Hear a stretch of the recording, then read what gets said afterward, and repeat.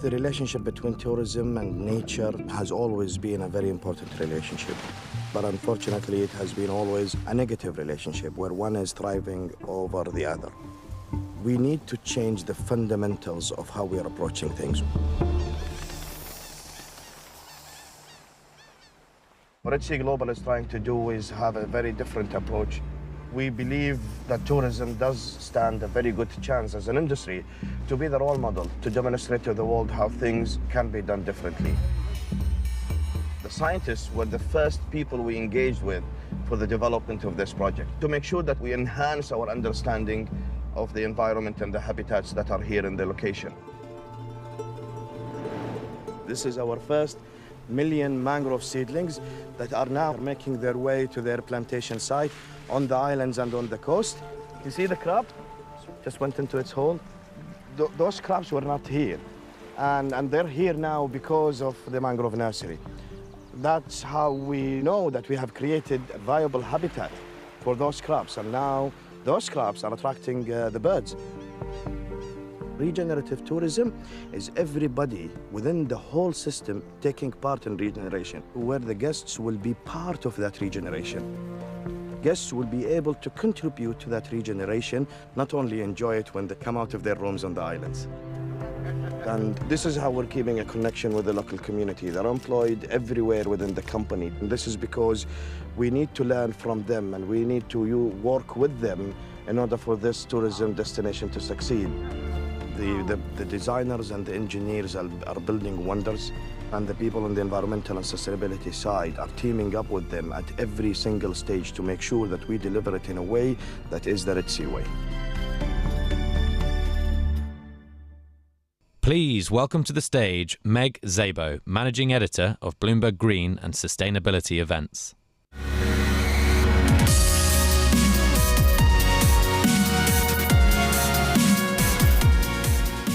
Welcome back. I hope you had a great lunch. I hope you enjoyed the facilitated networking or regular networking, whatever kind of networking you did. Just a couple of quick reminders before we get started. You can join the conversation on using the hashtag Sustainable Biz Summit. And you can also submit questions and respond to our polls using the QR code on the corner of the screen. I will be doing audience questions for every session for the remainder of the day, so please submit a bunch of them, including mine at the end. So please keep them coming. You guys have so many great questions.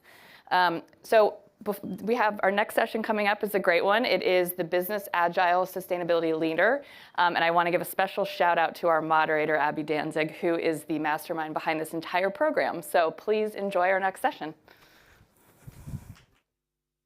Please welcome to the stage Rhian Kelly, Chief Sustainability Officer at National Grid, Caroline Laurie, Vice President of Corporate Responsibility at Burberry, and Tita Rosval-Puplet, Chief Sustainability Officer at Syensco, for a conversation with Bloomberg's Abby Danzig.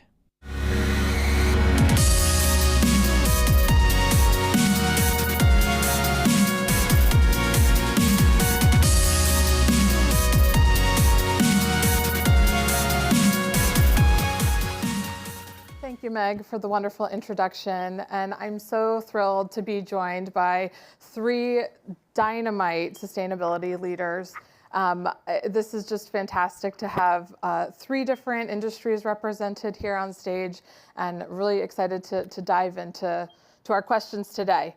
In the past, when we've had workshops with sustainability officers or other conversations with sustainability officers, I've noted that they can almost take on a little bit of a event session form.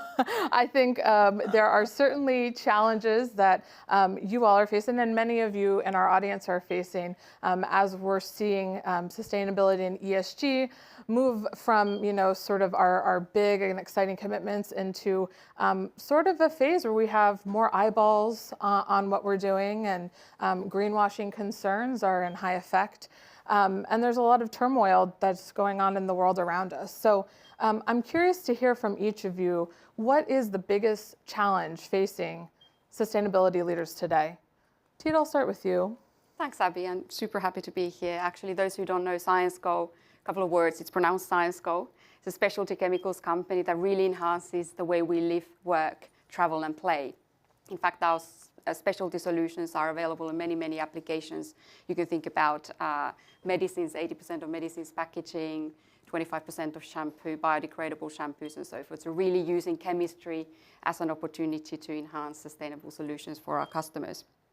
I think we're a new company. We're spun out of Solvay, a larger chemical company, and we're 13,000 employees strong, around 30 countries, in fact. And I like to think of us as a startup. It's a good, sizable startup in a way, is that 13,000 employees, but the mindset is very much there. We're small enough to be nimble and agile, at the same time large enough to scale sustainable solutions for businesses.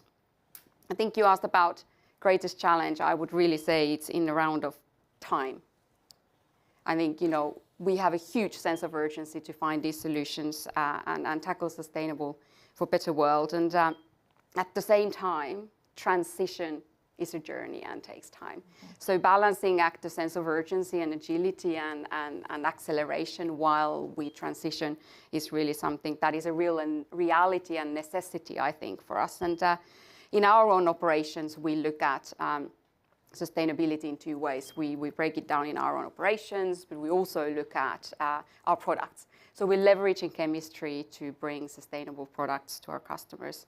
And we have today 62 industrial sites around the world who have already, out of those 65% are using renewable energy, actually. And even in US and China, our manufacturing sites have 100% renewable electricity. So it shows how we're tackling rapidly our own operational emissions. And then, of course, on our products, and I can speak about that a little later, is really our innovative capabilities, how we drive, for instance, next generation batteries and bring lightweighting for aviation and cars.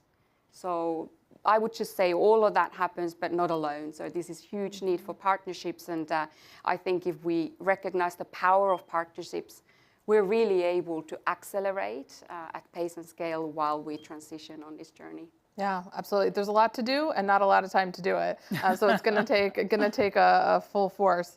Rhian, I'd love to go to you next. What's the biggest balancing act that you're facing at National Grid? I'm going to give a couple of answers. You asked for the biggest thing. I'm going to give like a number. One of them, I guess, is, I think, particularly in sustainability, is how do you balance the need to comply and report with the need to continue to be strategic? And I think that you could get sucked into all the compliance you need to do. You could get sucked into the yearly reporting, even in the internal quarterly marking of your goals. But at the same time, I think the sustainability and the CSO role is sort of so broad and so strategic that you actually need to sit across the top of the business. And actually, I think the risk is if you get drawn into the day-to-day reporting, you forget to look more strategically and you forget to engage widely across the business. So I think getting that balance right is one of them. The second thing, I've got three, so the list isn't endless. The second thing was probably how do you get it seeded through the whole of the business? So it's fine to sit at the top and set commitments and goals and targets, but actually it needs to be something that goes right through the DNA of the business, so it needs to go right to the bottom. So we spent a lot of time in the last year embedding it in transformation business plans, embedding it in the financial planning process, embedding it in the way we manage performance in the business, embedding it in remuneration, so that you start to build that picture that what you say at the top is the walk that you're doing at the bottom of the organisation. And another one, just to throw it out, then I'm sure it will come up in conversation, has come up before, is I do also think about the talent in sustainability. We were sort of briefly touching on it. I think, 10 years ago, perhaps it was just about greenhouse gas accounting and sort of head down, and it was just about how do we do the numbers. And I think today the skill set that you need in sustainability teams is far wider than that. And so you need people who understand investors, you need people who understand the strategy, you need people who communicate, you need people who can do the accounting, you need people who can think about the policy environment, for us the regulatory environment, because we can't do this without the support of our regulators. So I think the skill set then becomes really multi-discipline, and building teams that can adapt to that, I think, is another thing that is that I'm sure I'm thinking about it, but I'm sure other CSOs are as well. Yeah, fantastic. Caroline, would love to hear your thoughts on this and what your biggest challenge is. I think we are seeing an explosion in regulation, which is really changing all the time. There's new stuff coming on track, and whilst we really support that in terms of a levelling of the playing field, that does, of course, bring with it challenges. I'm super happy that I work in a company that's had a 20-year-long sustainability programme. So, you know, I'm coming off the back of a very strong programme already that we can build on in terms of meeting those regulations, those disclosures across product, across, you know, CSRD, CS-DDD, the list goes on. So really strong underpinnings. The other area of underpinning is really achieving that supply chain traceability. And I know many businesses, both within the luxury and fashion sector and beyond, are really grappling with traceability. And again, we have a clear commitment to achieve that supply chain traceability in a programme that's in flight at the moment that's really unlocking that.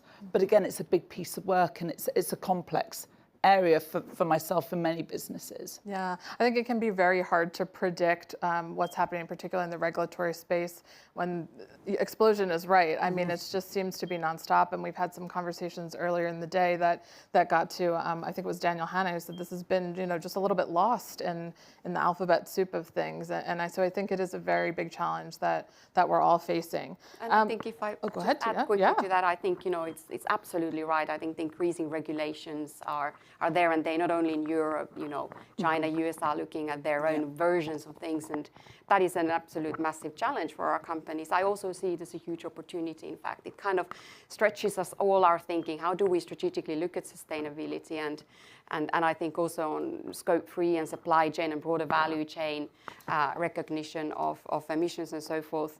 Data is our best friend. I think in a previous channel, data was brought up and I think it resonates here too, and I just wanted to bring it up. I think all the possibilities of AI that could help us to augment our data that we collect in a way that we can better forecast is really a huge opportunity for us. And we have actually, as a company, just created our own ScienceGo.ai that enables us to do just that, actually. So we're recognizing the opportunities within the challenging landscape. Sure. Yeah. And I think we're all looking, the quest for all of us, right, is more data, better data quality data, and that's reliable. We could probably have a whole nother session on AI and sustainability and debate on that. But I would love to actually toss to the audience and take your temperature a little bit.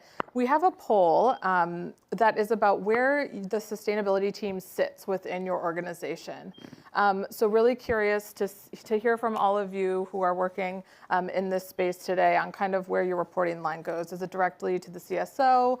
Are you maybe reporting to a CFO, the finance department? Operations, more of a legal or compliance type of leadership. And then also we often see marketing and communications, maybe where this has sat in the past is before we have started really getting into some of these other pieces of the business.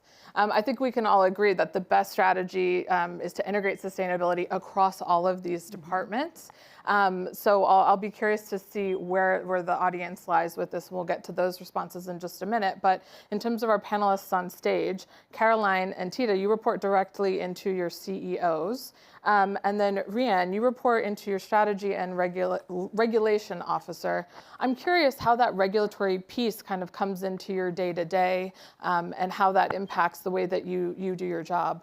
Yeah, so I think sustainability is in the right place in our organisation because I think it is a strategic issue. It does run through all of our businesses. So it sits in a team with strategy, strategic regulation, transformation. And again, it's this link to the top to the bottom and getting it embedded as a strategic priority, but also in all of our transformation. And we're a regulated utility. So we basically, both here we have 50% in the US. We work with regulators and we get periods of investment, say 3 years, 5 years. And so the regulators are really, really key because actually what you need in those regulatory settlements is the ability to make the investments that transforms the business. So it sets us up to bring more renewable energy into people's homes and businesses. But in the US, we also put gas into people's homes. So we work with the regulators there to basically enable us to decarbonise the gas to put into people's homes. So it's fundamental to what we do as a business. Yeah.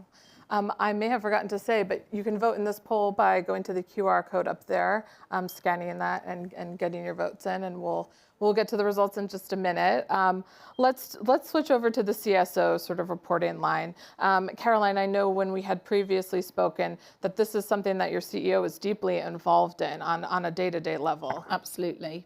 Yeah, I'm super fortunate to report directly into the CEO. And again, massive benefit for me in the role when I took the role.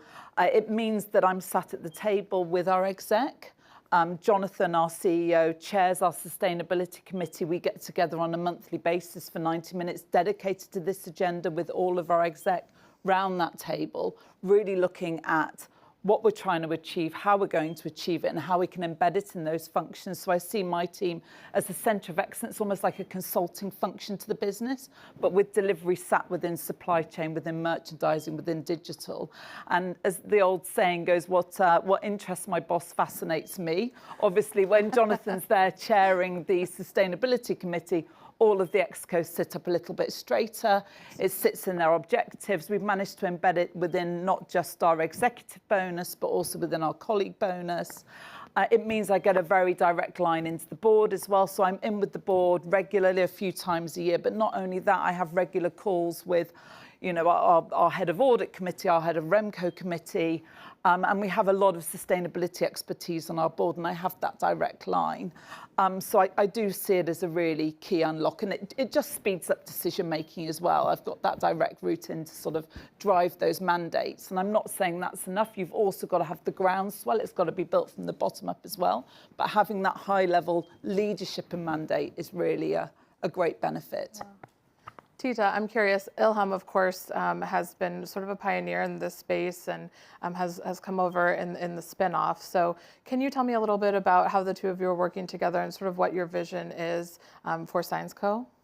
Sure, I think, it's a huge pleasure to work with Dr. Ilham Kadri, who's our CEO. She's passionate and committed to sustainability, and I think she is the real CSO in certain ways. And we both believe, actually, that we will be able to make greatest impact if we make everybody in a company a CSO. Yeah. It's everyone's responsibility, yeah. And that's what I'm after, right? So really drive that ambassadorship and inspiration and helping across the organization colleagues to understand in their roles and functions what can they do. So that is really something we're after, and that will be helped by a lot of education and training programs that we have. Similar to you, Caroline, as well, I think it does really help to have a CEO not just buy in, but true drive on this agenda, not just internally, but also externally. And I think this is really, really vital. I have seen companies who don't have necessarily CEO buy-in, and perhaps the action is slower, or perhaps the targets are not as ambitious in a way. So certainly for us, we're aiming for next best, and Ilham is a really true leader in this space.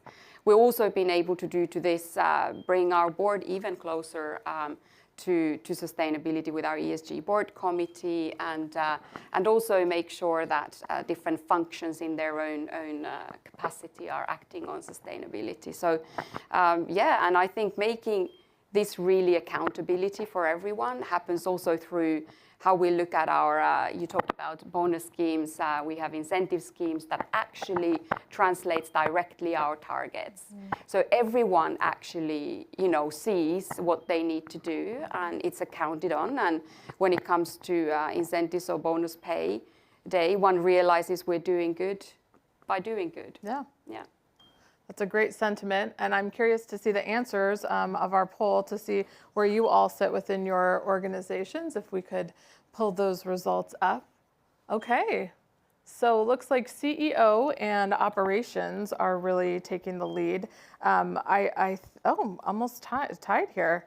I think this is very interesting to see. Yeah, now I pull it up and we're all getting involved. I like it. I like to see it change. That's fun.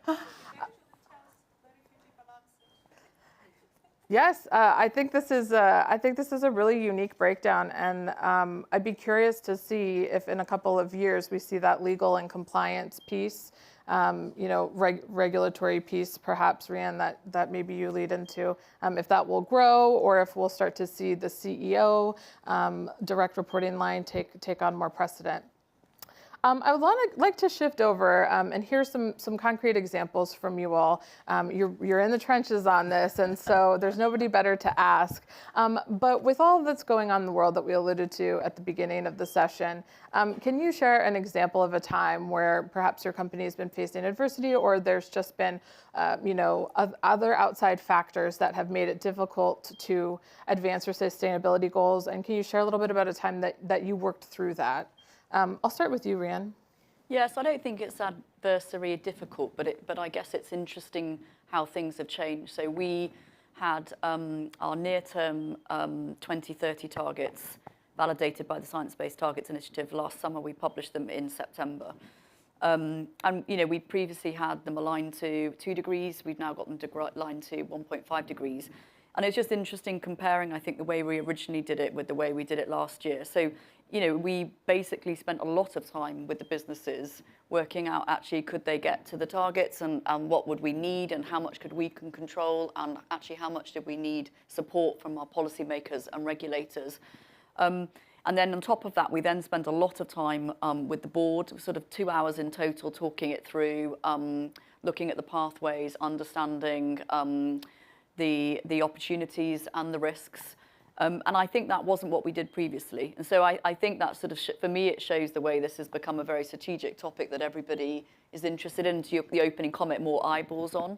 And in fact, I think that we then, we wanted to know we could do it, which we can, but we took time. So it wasn't just a sort of, a quick decision we took. And I think it's that level of scrutiny and analysis and senior strategic eyeballs and thinking this is a strategic decision we're taking for the business. This is something that sets us apart. This is something that drives the future. This is something we'll invest against. And my feeling is that to your opening, we all set commitments a few years ago. I'm not sure we always knew exactly what those commitments meant, but it was the right thing to do.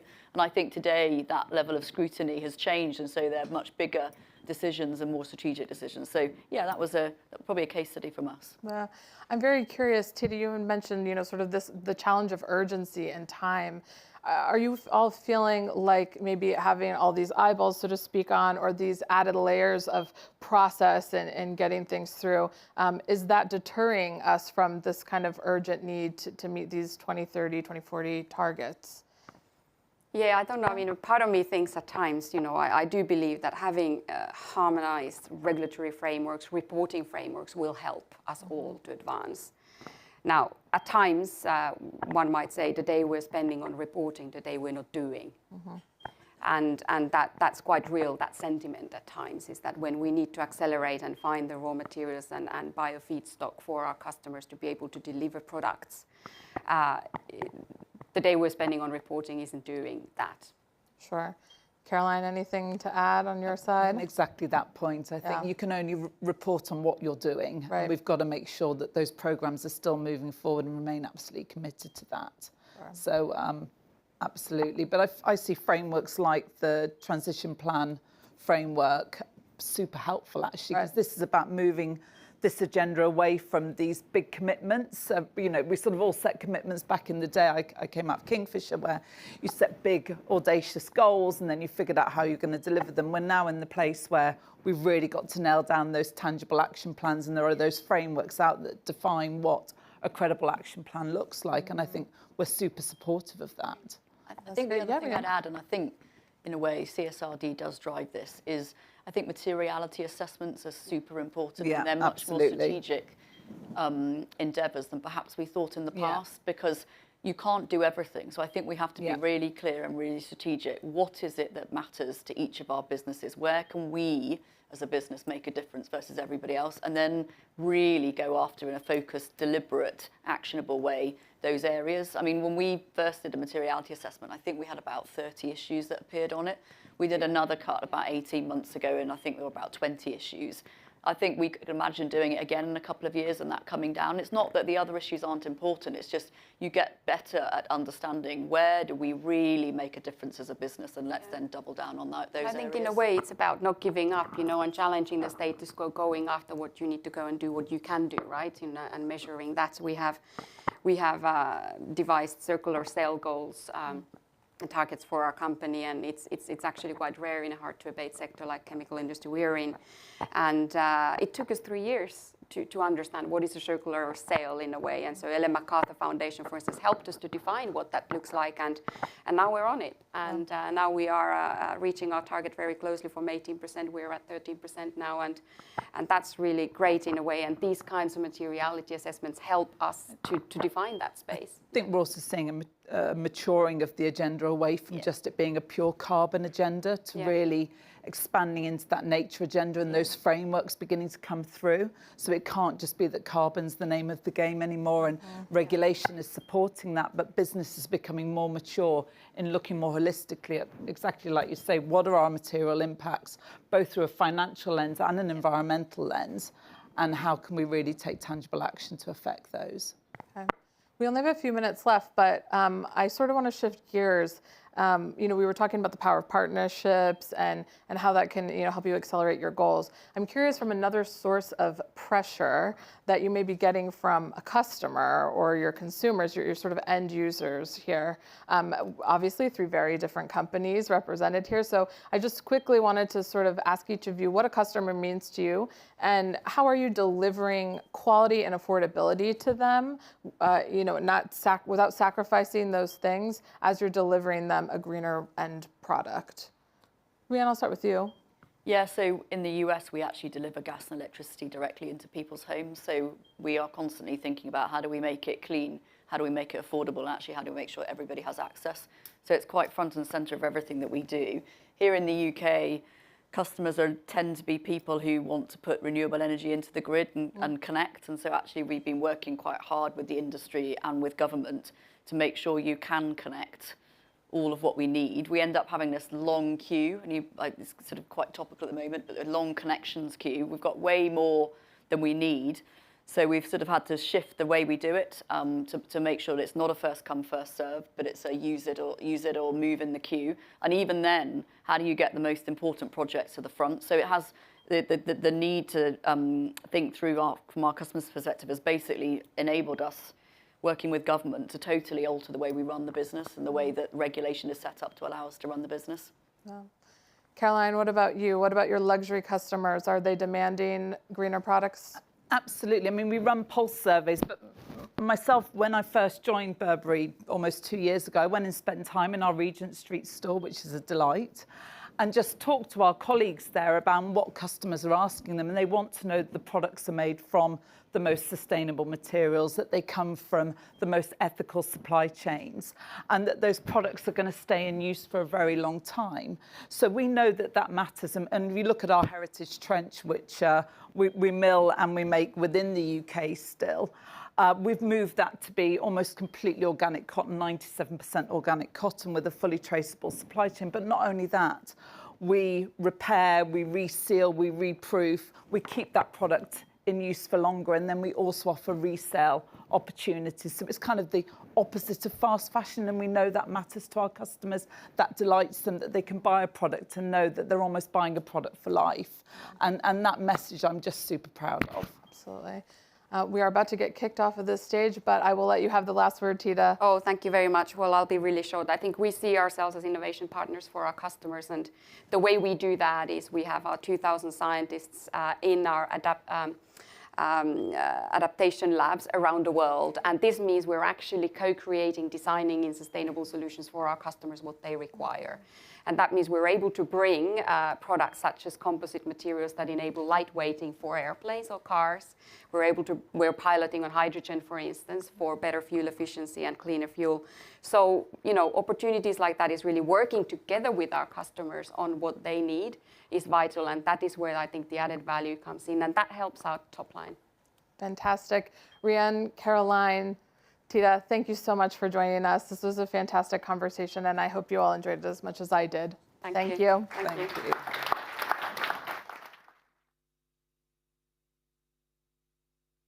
Please welcome to the stage Chris Dodwell, Global Head of Policy and Advocacy and Co-Head of the Sustainability Centre at Impacts Asset Management, Alex Edmans, Professor of Finance at London Business School, and Tina Mavraki, Chartered Portfolio Director and Strategic Advisor, for a conversation with Bloomberg's Eric Schatzker.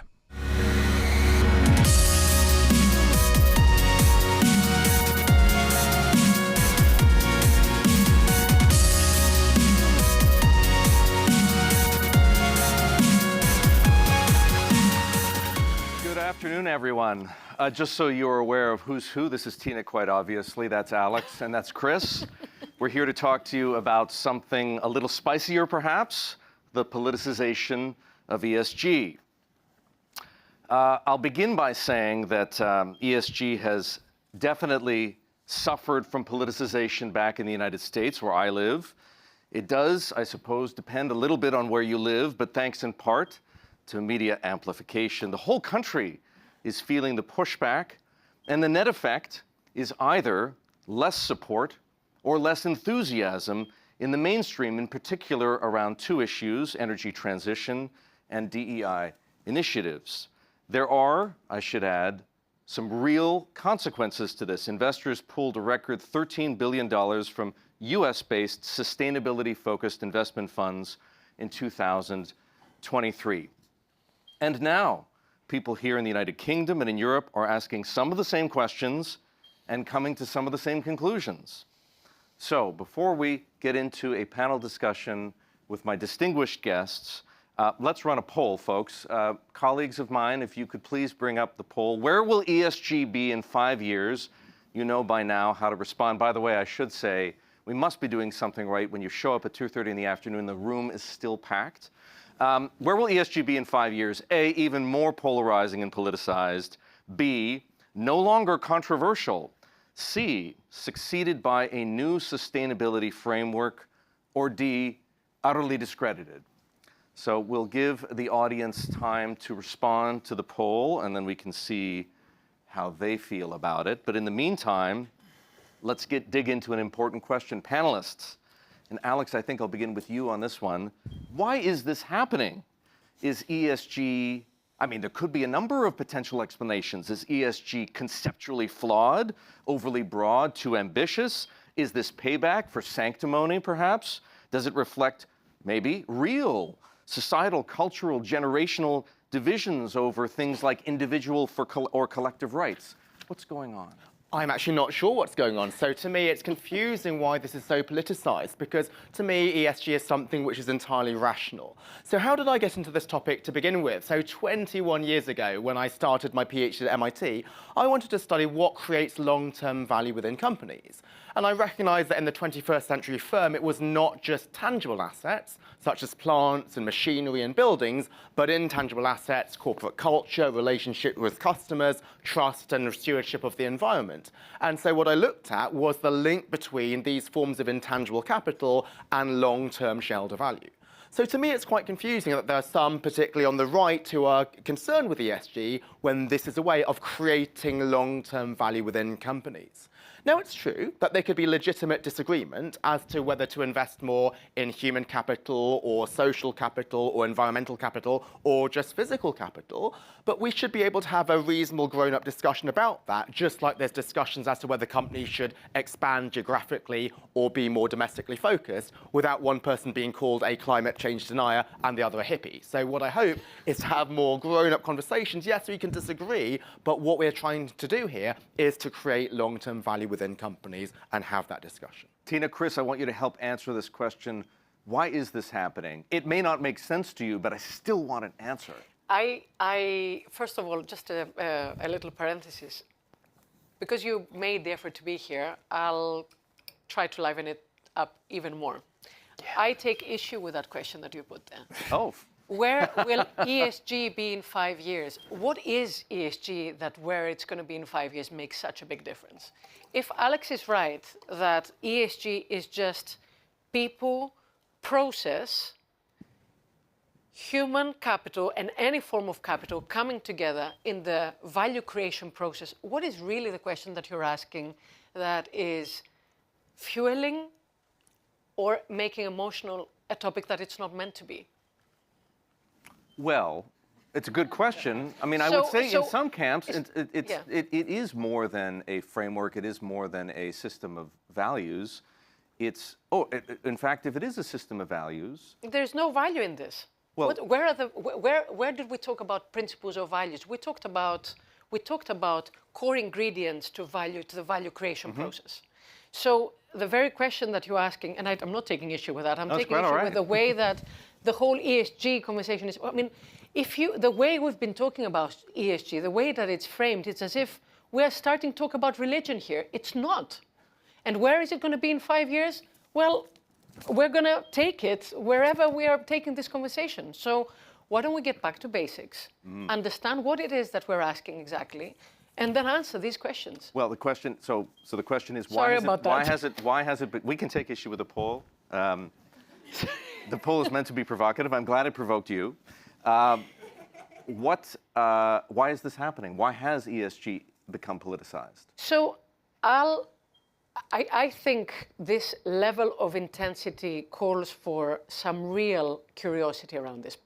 You're asking a very valid question in my point of view. And what I think is happening is that everyone is trying to solve their problems through ESG. I got badly paid, it's ESG. I got my subsidies taken away, it's ESG. I got a bad director, of course it's ESG. No, it isn't. ESG has always been around, we just gave it a name. And because we gave it a name, we got fashion out of it. Because we got fashion out of it, it's gone in a million different directions because it doesn't belong to anyone to sponsor it properly. So why is it that climate transition, I love the 2 points that you've identified in the US because they're very real. Think about it for a second. Climate transition in an arena of geopolitical mega fluidity, right? In an geographical area where you hit record insured and uninsured losses last year, according to the insurers and the reinsurers. So why this irrationality? And my sense is that we found a culprit. And now, throw your divorce into it, of course it's going to. Chris, you're nodding your head over there. Yeah, well, I think Tina's got a really good point about breaking this down. I mean, if you break down ESG into its 3 different elements, the governance piece, who is going to want to invest in a company that's got poor governance? So kind of let's park that one. Then on the social and the climate or the environment brought large, you can see risks associated with both of those that investors are really concerned about for good rational reasons. But actually the policies that you want to put in place to address them can become politically divisive. And they can be quite difficult. So I spent 20 years working on climate policy before I joined Impact. I used to go to the UN Climate COP as the head of the UK delegation there. And you think this is tough. Try to kind of convince developing countries in the early 2000s that they needed to take action on climate change. Now everyone's realised this is a whole world problem and we're moving forward with it together. But we're reaching the stage where even though the economics are getting better, actually, we're reaching a stage of implementation of this target tree where it needs real behavioural change across the whole of society. And that is quite a difficult thing to effect without some policies to support it. Even if we're talking about decarbonisation of the grid, in the UK and elsewhere, we're going to need planning reforms, and those have to be pushed through. They have to be handled really delicately with the communities that are going to be affected. There are going to be people whose jobs will be displaced and will turn into new jobs. Again, these need to be really well handled by, shall we say, a sensible, coherent, mature set of kind of policymakers that are willing to build bridges rather than look for division.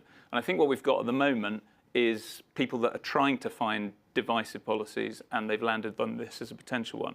Also, let's just remember the geopolitical context. We were on a high point at the end of 2021, where it really looked, after the Glasgow COP, that things were coming into alignment. And then even with the pandemic, the Build Back Better programs and all of that, and then we went into a very difficult geopolitical era with the Ukraine war that pushed energy prices up and had everyone scrabbling around for solutions. So that's taken up a lot of kind of policy-making bandwidth. Alex. I'd like just to endorse the point that Tina made earlier about the religious approach that some people have to ESG. So I've highlighted the benefits of ESG, but sometimes that can be taken too far and replaced clear-headed thinking. So sometimes people view ESG as a magic word that defies the laws of gravity or the laws of general business economics. So sometimes people think more ESG is always better. No, ESG, just like anything else, that can have diminishing returns. Sometimes people will put ESG on a pedestal above other drivers of company performance. If you're an investor and you vote against an ESG proposal, you might get cancelled in the media, whereas if you underperform the index 5 years in a row, you might not be shamed for the same thing. So what's interesting is that ESG is important, but it also should not be put on a pedestal compared to all other factors. When a new director gets appointed, maybe his or her credentials and experience might matter more than whether they're an ethnic minority or their gender, but sometimes the ESG factors will outweigh general sensible business factors, and that's where where there might be politicization. Can I add a tiny little thing? And we'll get to it in a bit, as you promised. But how about we think about the financial materiality of what it is we're trying to solve for in ESG? You mentioned transition. Mm-hmm. The other thing you mentioned is D&I. So I have a question for all the people here. I'm an investor, and I'm engaging with you as a company. And I come and review your DEI statistics, and I look at I for a change. And you are telling me that, you know what, Tina, you're investing $1, and because we're not including everyone, you know, you're getting 50 cents back. Tell me who is going to take that? Who's going to take that proposition? No one. So financial materiality is all ESG is about, in my mind.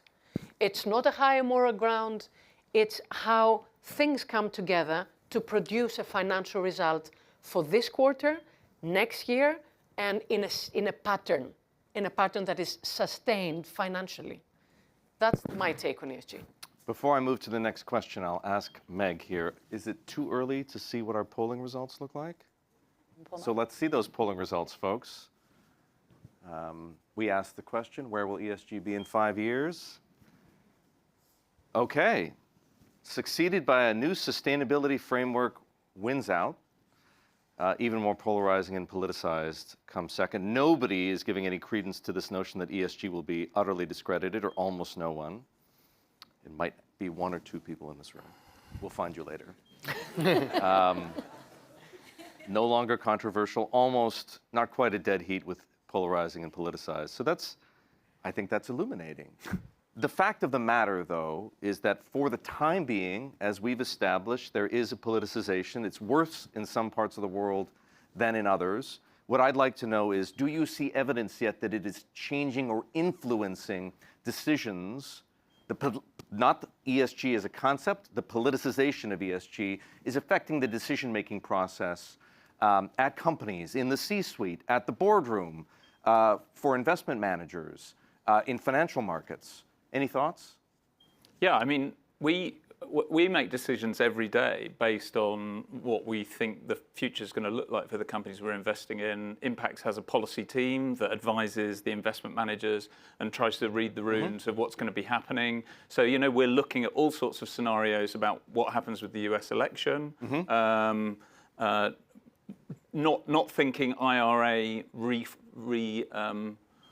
being totally thrown out is a likely scenario, but you know we're considering all of those. We're reading to the end of the speech. We were discussing this earlier on.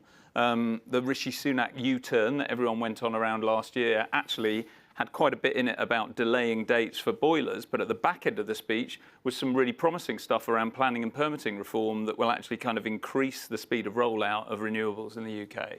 So we're looking hard at these questions. And I think what we need to be doing is working out how we navigate a bumpy transition. It was, you know, you look at the NGFS scenarios and kind of like the orderly transition has a nice straight line on a graph. Well, that was never going to happen. We were always going to hit bumps on the road. So I think we're moving more into a scenario where things are not going to go as smoothly as they might have done. But does that affect what you do at Impax? And by that I mean, and I suspect I know the answer, but I'm going to ask the question anyway. Do you read the room and soften your message, you know, moderate your ambitions, or does the ESG pushback just make what Impax is doing that much more differentiating, and so you lean into it that much harder? Yeah, I think we lean into it. You know, it's our area of expertise. We have broad environmental strategies that aren't just focused on climate. They're focused on other aspects of the transition, looking at what's happening, the interest in nature, and how do you kind of limit the drivers of biodiversity loss. And with all of this, wanting to really work out what the impact of the risk is. So physical climate risk is not a political question. That's going to happen. We're stuck with this climate that is going to get increasingly difficult to live with for the next 10 years because of the inertia in the system. So some of this stuff is not affected by politics. So we are We're looking at other aspects to sort of add to that environmental portfolio, but I think we just sharpen our pencils and look harder at the detail. I think the implications will be distortions of decisions and unintended consequences. So I recently ran a poll of a survey of over 500 portfolio managers on the impact of ESG, and some have financial consequences, so the inability to invest in stocks that could have outperformed and achieved portfolio diversification on behalf of your clients. Now you might say, well, I mentioned unintended consequences. Isn't that an intended consequence? Shouldn't ESG deprioritize financial returns at the expense of the environmental and social? So what was particularly striking about the survey was that ESG constraints actually hindered asset managers' pursuit of the E&S. Well, why? Well, number one is ESG often is reduced to quantitative dimensions, so asset managers have to prioritize the quantitative stuff which is in the metrics, not the qualitative stuff. So this might be demographic diversity at the expense of cognitive diversity or social diversity, and also diversity and not equity and inclusion. And also, the way in which ESG is sometimes measured is pretty black and white. So this might lead you to not investing in, say, a hard-to-abate industry, even if you could have invested in that company and made sure it's decarbonising, because industries are defined as either good or bad. So sometimes these constraints and the fear of being lionised in the newspaper for investing in this company in a difficult industry may actually hinder investors from making the real changes that are actually going to improve the ES performance. Can I just come in very quickly on that? This idea of reducing freedom to invest seems just so counter to the whole message of the advocates of anti-ESG. You know, why would you want to restrict your options? If that was happening from the other side of the aisle and they were restricting options, then you'd have massive pushback from the red states. I think there's something equally interesting to point out about what you said. You said ESG at the expense of financial returns. Now, that is what we're talking about here. Well, that doesn't answer your question, unfortunately, but let's complete the parenthesis here. Why do we have to separate the two? So there was this very interesting article that I read very recently, and I will give the source because Alex Edmans is going to come back and haunt me otherwise. So who was it? It was NBC that was talking about the last solar eclipse that they tried to kind of parameterize tried to approximate the cost of it. If it cost the entire US working population 20 minutes to get off their desks to look at the solar eclipse, and that you have to correlate it with the salaries that these guys get paid. Back in 2017 alone, 20 minutes cost 694 million. I loved the maths. Let me ask you another question. The fact that you're not included in conversations. You have this miscommunication with your bosses, miscommunication between board all the way down to the third line of defense or to the trenches. If you multiply that by the number of 20 minutes that you're losing, what is the financial materiality of that? No one talks about that. But it's so real. Who do you think produces models? If we're run by models and AI, who produces models? It's people. So why all of a sudden people are not important in decision-making and in financial decision-making? That's the real issue that I'm taking with the advocates of ESG. It's not ESG and the rest. It's all about making money consistently in the long term. Now, let me answer that poor question that you asked a while back because we don't have much time.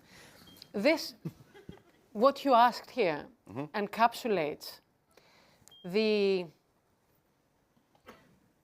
way that you phrased the very question here. It really encapsulates the point that language matters tremendously. It does. Right? And in my experience, it makes a huge impact in board decisions, in ExCom discussions. They talk ESG matters and they say, oh, we have to do ESG now. Well, you just did it for 9/10 of the time, and now it's 1/10. Or you say, you know, what will our customers think of ESG? Well, this is ESG. You are talking to your customers. And the way you have to phrase it, so you don't piss some people off or you dissect your customer base and you increase your differentiated service as a result of different preferences or needs, actually is ESG. So yes, you need to introduce new language. You That's need what to you start. tell. That's what you tell the Big time. CEOs. Big time. That's what you advise the boards on which you sit. Absolutely. I don't advise, I direct, right? So yeah, well, so if directors start advising, then good luck to directorships. But fair point. Lost my train of thought for a second. But no, I was asking you bottom about... line is, language matters tremendously. If you're talking geopolitics, you're talking ESG. Don't say it's ESG. Talk geopolitics. If you're talking supply chains, you're doing ESG. Don't call it ESG. Call it supply chains. If you want to do governance, you're talking risk management. God forbid we're having financial decisions without risk management. So let's refocus our language. Let's get back to basics. And let's solve for the problem at hand. You're absolutely right. People that are taking an issue with ESG are right in saying that it's not one dress that fits everyone after Christmas dinner, right? It is each to their own. So find out your financial materiality. What are the real issues that you're dealing with in the organization? Start measuring, for goodness sake. Alex Edmans, you have to agree with me on that one, right? measure to death as you can measure. We're all left-brain people here. But Tina, I'd say this is already happening. Even in, even in the US, where there's the pushback, if you actually, the conversations we have with the asset owners and the conversations we have with the companies suggest they're still managing these risks. They're still looking at these issues. It's just that there's this political kind of misdirection almost happening that is suggesting this is a bigger swing than it is in reality. So it needs a new name. So why do we even need a name to begin with? So why can't we call this long-term value? So we're here to create long-term value. That is not political. Now, some people say, well, that directs people to consider environmental and social factors. Why do we not have a PIC acronym for productivity, innovation, and culture? They also matter. We don't need an acronym because anybody, I agree with Tina, who's doing their job as a director, as an investor, will be considering productivity, innovation, and culture, and they should also be considering governance. It's a no-brainer, as you suggest, Chris. Also environmental and social factors. So I think this acronym has led to politicization, which we do not need to begin with. It's a four-letter word. You have an answer for it, though. You're calling it something else. So sustainable. Well, this is a moment in ESG, in Bloomberg history. You heard it here first. So my latest paper calls it rational sustainability. So why sustainability? That's about creating long-term sustainable value. And the whole idea of rational is that we use evidence and analysis. We understand diminishing returns. We're going to use the same rigor to address these sustainability factors as we would for any other business decision. Can we neutralize, eliminate the politicization around this three-letter term, ESG? Which, as I say, has become a four-letter word by can we? By calling it something else? Just this week, Chris Stark, the outgoing chief executive of the Committee on Climate Change, has said he'd be quite happy to say goodbye to net zero because he thinks that even that has become a political term. And call it something else. And break it down to constituent factors. What we've got to do is reduce emissions. End of story. That's where we need to start. A label about where you got to the end was quite helpful in communicating the degree of change we needed to have to start with. But actually, we need to just get on with implementing, not setting long-term targets. Very quickly before we end, we have 40 seconds.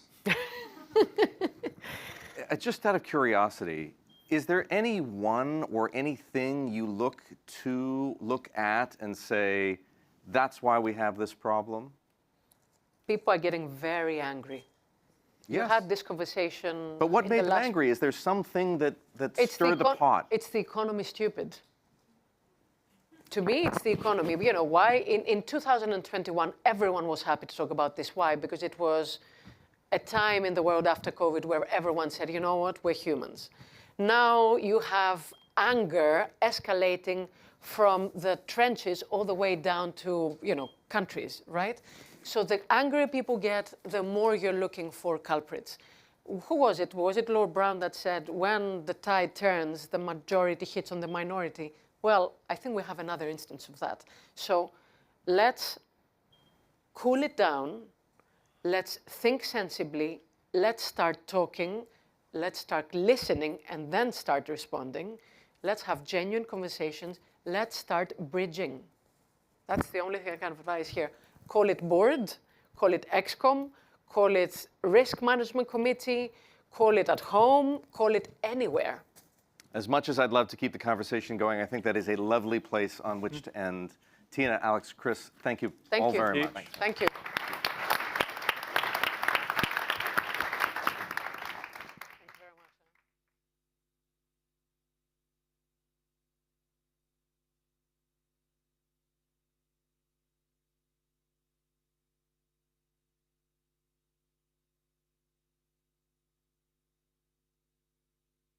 Please welcome to the stage Habiba Al-Marashi, co-founder and chairperson of Emirates Environmental Group, and A. Burak Dalogo, president of the Investment Office of the Presidency of the Republic of Turkey, for a conversation with Bloomberg's Natasha White.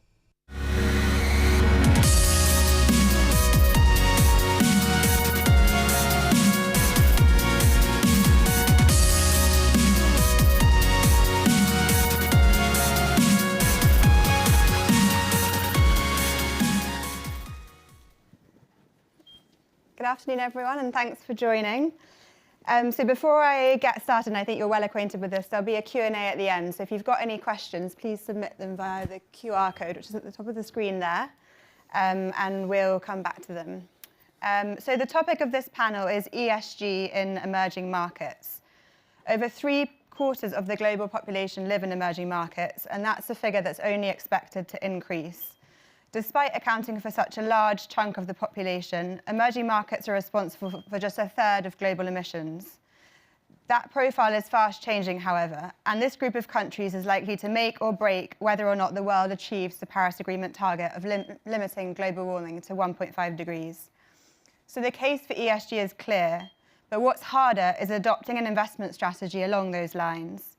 Data is often in short supply or patchy, investor engagement with corporates can be challenging, and environmental, social, and government factors can be weaker, or at least rated weaker, than in developed markets. And we're joined today by two people who, each in their own way, are at the forefront of these pressures and actions to address them. Welcome to you both. Thank you. Habiba, I'd like to start with you.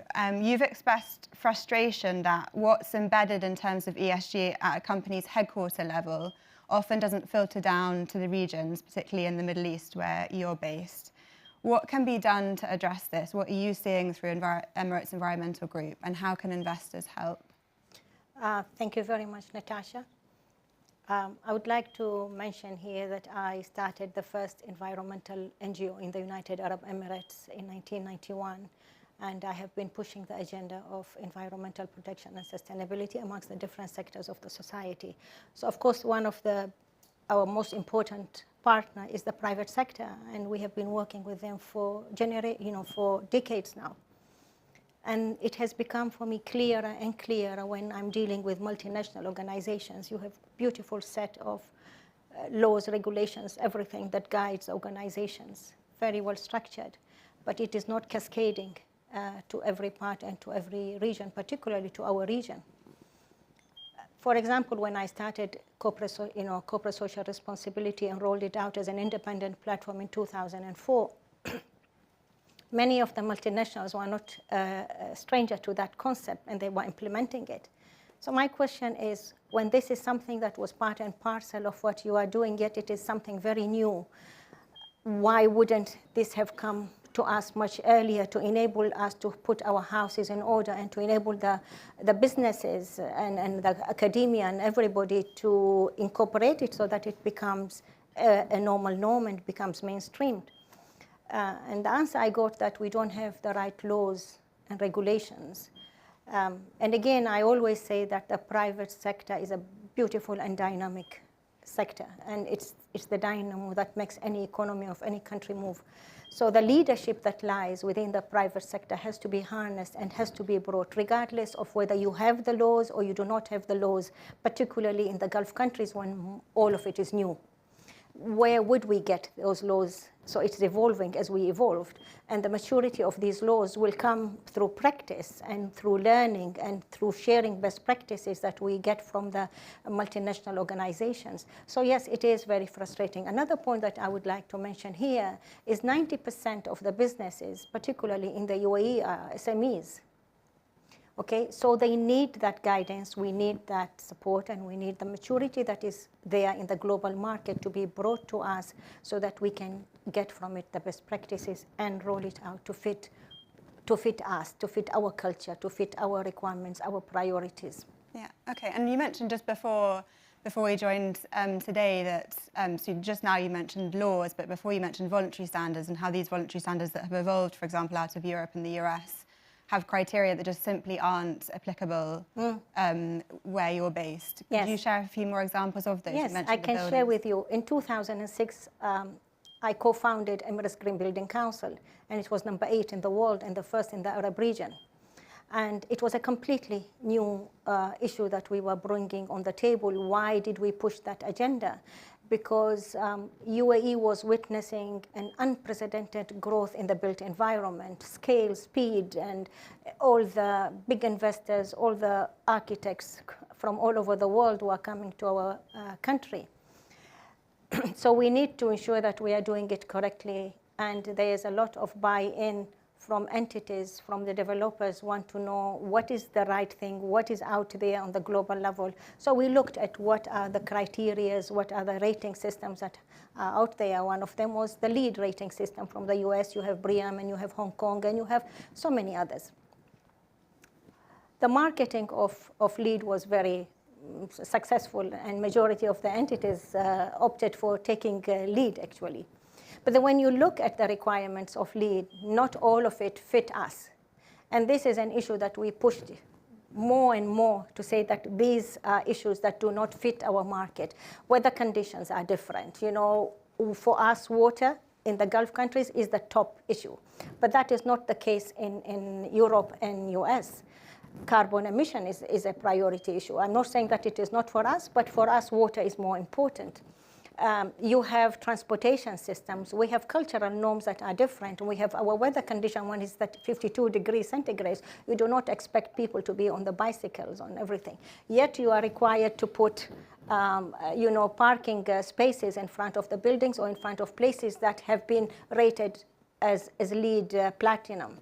Yet entities have to fulfill those requirements, otherwise they don't get that certification. And because they want to be seen and they want to actually comply with international requirements, that they go for that. I have another issue. I was very actively involved in GRI and in sustainability reporting. We introduced sustainability reporting in the country from the mid-2000. Again, there are quite a few things that Europe and US is far more advanced, but we would not expect that immediately to be implemented on the same level and the same maturity in our part of the world. So it becomes very tasking for entities, even if they want to implement it and to do it correctly. As I mentioned, 90% are small and medium-sized enterprises, so financial resources will be very big for them. The technical capacity, the knowledge that they need to ensure that, then they will shy away from issuing sustainability report. In spite of that, we have pushed and really encouraged and built the capacity to encourage organization. I did that through Arabia CSR Awards. To give entities extra points if they issue sustainability reports. And I remember when I first rolled it in year 2008, there was not even one entity that had sustainability report. Today, mashallah, there are quite a few that issue sustainability reports. So it's spurring progress, but there's still some problems with the kind of tick box approach that isn't necessarily applicable. And Burak, your focus is on attracting foreign investment into companies in Turkey, which has lagged from a peak in 2007. To what extent are these kind of factors playing a role here? Like, are you feeling pressure from foreign investors when it comes to investing in Turkey around ESG factors? How is it channeling through to where you're sitting? Good afternoon, everybody. So I had the opportunity to join Singapore edition of this very similar meeting, and I'm really pleased to be here today with you to share the experience of Turkey. As you said, we compete with other countries, especially Central and Eastern European countries, to win FDI foreign direct investment projects. And I've been with the organization, 15 years, and when I compare with, the very early days of my, work here, I can clearly see that the investment rational decisions are based more and more on the SDG-related principles, and especially in emerging markets, ESG is important, but environment is having a kind of more priority role. And we can clearly see that those companies would like to invest in countries where they can practice, those principles. And we can, say that easily. The competition in that field, the competitive advantages come from the country's adaptability to the ESG, or depending on the environmental, depending on the perspective of the environmental issues. So the very frequently questions that we get is, can I procure renewable energy from the grid? So in Turkey, yeah, they can do that. We have a free, very liberal energy market. We have an energy exchange platform. Then companies can certificate that they this IREC certificate that they use renewable energy. Or a very important issue is to decarbonize the whole supply chain, especially on the logistics and etc.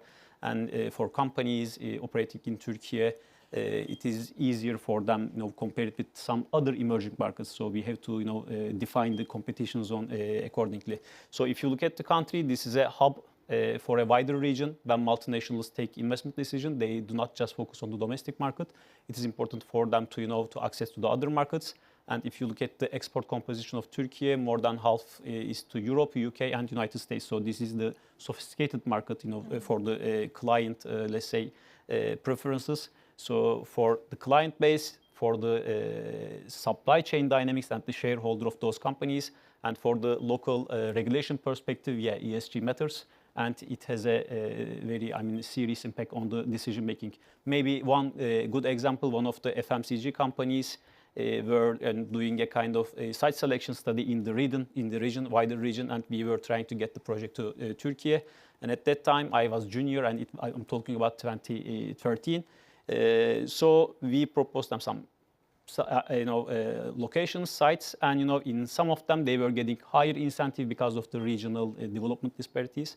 And I remember that they were ruling out some options which are more, offering more incentive, because they were saying that this is not in line with our sustainability principles. So we have to lower the carbon because of the suppliers, because of the target market, this and that. So even on those 10 years ago, for multinationals, sustainability principles were shaping their investment decisions. So yeah, in the next years we will feel it more and more.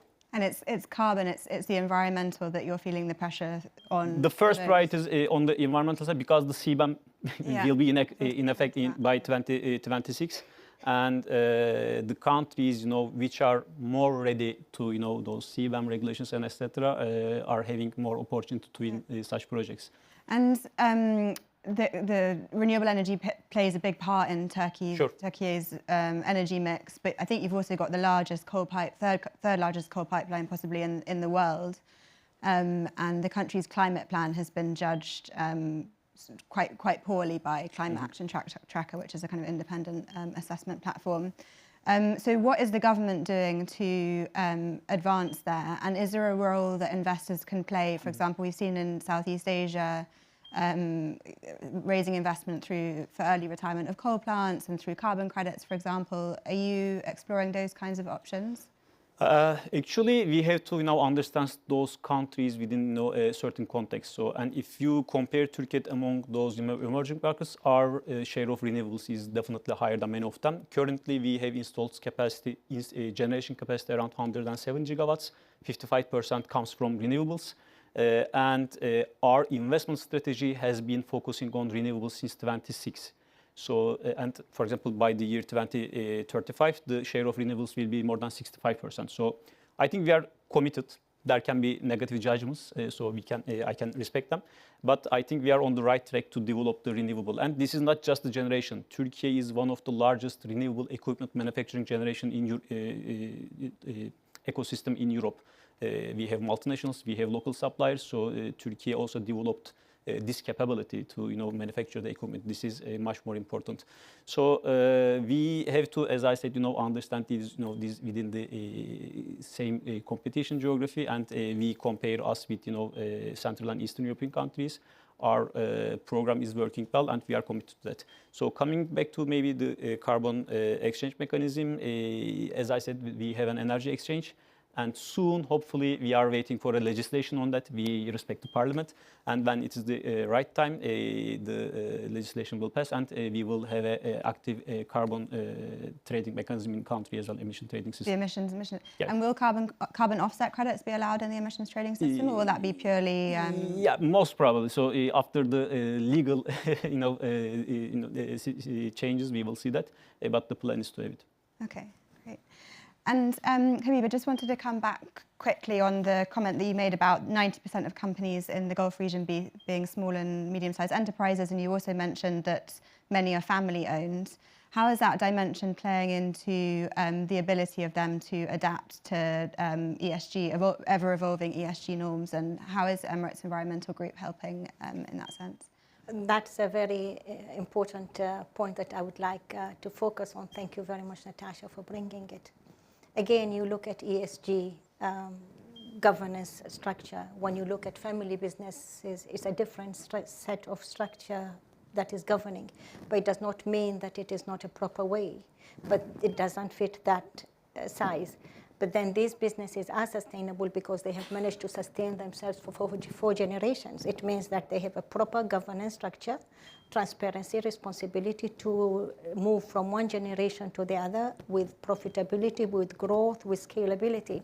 So this is one of the issues that has been tackled. But when you come to issue of ESG, you have boxes that you tick, which in my opinion, sometimes that will push companies to look at short term.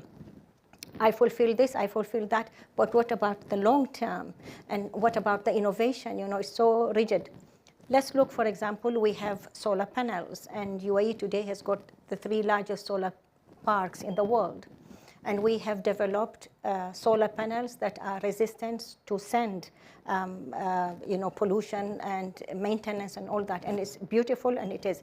But there is nowhere that will show in the requirement of ESG. So then you are stifling really the innovation part.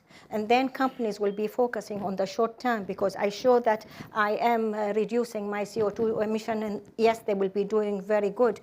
But then when you are not encouraging them to install or put solar panels in their own operations, which is a much longer process, and it will require a very good investment up front, then you are really losing the game, I believe, for these SMEs. You look at the cultural aspect of it, when you look at ESG, it is a straightforward thing, but then you have in societies like our part of the world, culture is really a very strong part of our daily life and our development, and that you do not see it at all in this kind of global requirements that are coming. So I'm saying one size does not fit all. We need to look at different regions, and we need to adopt and adapt to fit the requirement of that particular region. Yeah. You look at retrofitting, for example. Retrofitting requires a good investment up front. Okay? But then if there is no incentive, if there is no support from the financial institutions to really support entities to go into that, why would small developers think of going into this retrofitting? And it is nowhere to show in the ESG the importance of this aspect. So while it is very good, you measure, and it is helping, and many organizations around the world, I'm saying that this is not the only template, that we need to look at this in a more critical manner and develop things that fit the emerging markets. Yeah. Okay, we've just got a couple of minutes left. I just wanted to see if there were any questions from the audience. Okay, Burak, you mentioned the carbon border adjustment mechanism, this carbon tax that's being set up on the EU border. How is that impacting the competitiveness of your private sector, and what are some concrete examples of changes that are being made to adapt? So all the public policy is actually to encourage those companies, businesses, both Turkish companies and international companies, to adapt to the ESG compliance. Because this is obviously happening, and it is important, and public funds are available to the investors. Just as an example, recently there are different scales. For the corporate structures, we announced a kind of new financing mechanism, a credit mechanism, that they are going to access to financing with a lower interest rate. And the heavyweight is coming from the environmental side. They have a complex metrics to analyze the projects or measure the projects, so it comes from there. Another important mechanism, I think this is related to family businesses as well, SMEs. There must be some motivation, a factor to push them. So as I said, in Turkey, many of those businesses, even the SMEs are, I'm not talking about those cafes, restaurants, but those manufacturing or some services serving to the manufacturing industries. Since they are a part of the global value chain, either it can be an international OEM or it can be a Turkish OEM. They encourage or push those companies to, be ESG compliant. Because of CBAM. So both the public policies and the policies of the private sector is to encourage companies to have this transformation. So we see that we are not lagging behind, and actually in some industries we are ahead of the competition, like automotive. There is a big transformation in the automotive industry, electrification and etc. So we are even ahead of some in some verticals we are ahead of the competition. And maybe one last minute. Today, I had many, feedback, insights about the businesses and etc. And one of the important things was about data, traceability, reporting, and etc.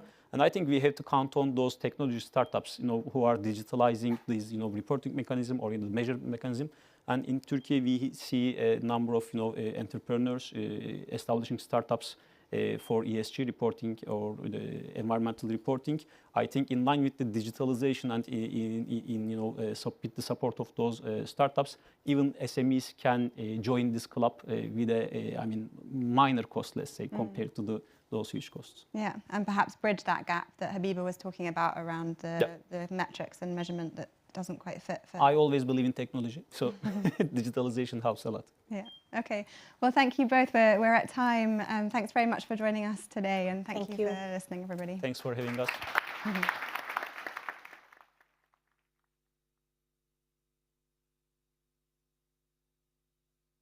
Please welcome to the stage Walburga Hemmetsberger, CEO of Solar Power Europe, and Oana Penu, Director of InnoEnergy Skills Institute, for a conversation with Bloomberg's Olivia Rudgard.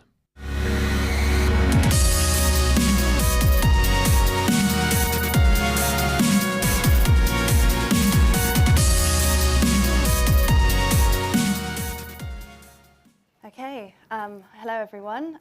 Thanks for joining us. So we're here to talk about green jobs, green skills. We've got some really interesting perspectives. I have to say, as a journalist, when I'm talking about any sector as it relates to green skills, jobs, it always comes up every single time. So I'm really interested to hear what our panelists have to say.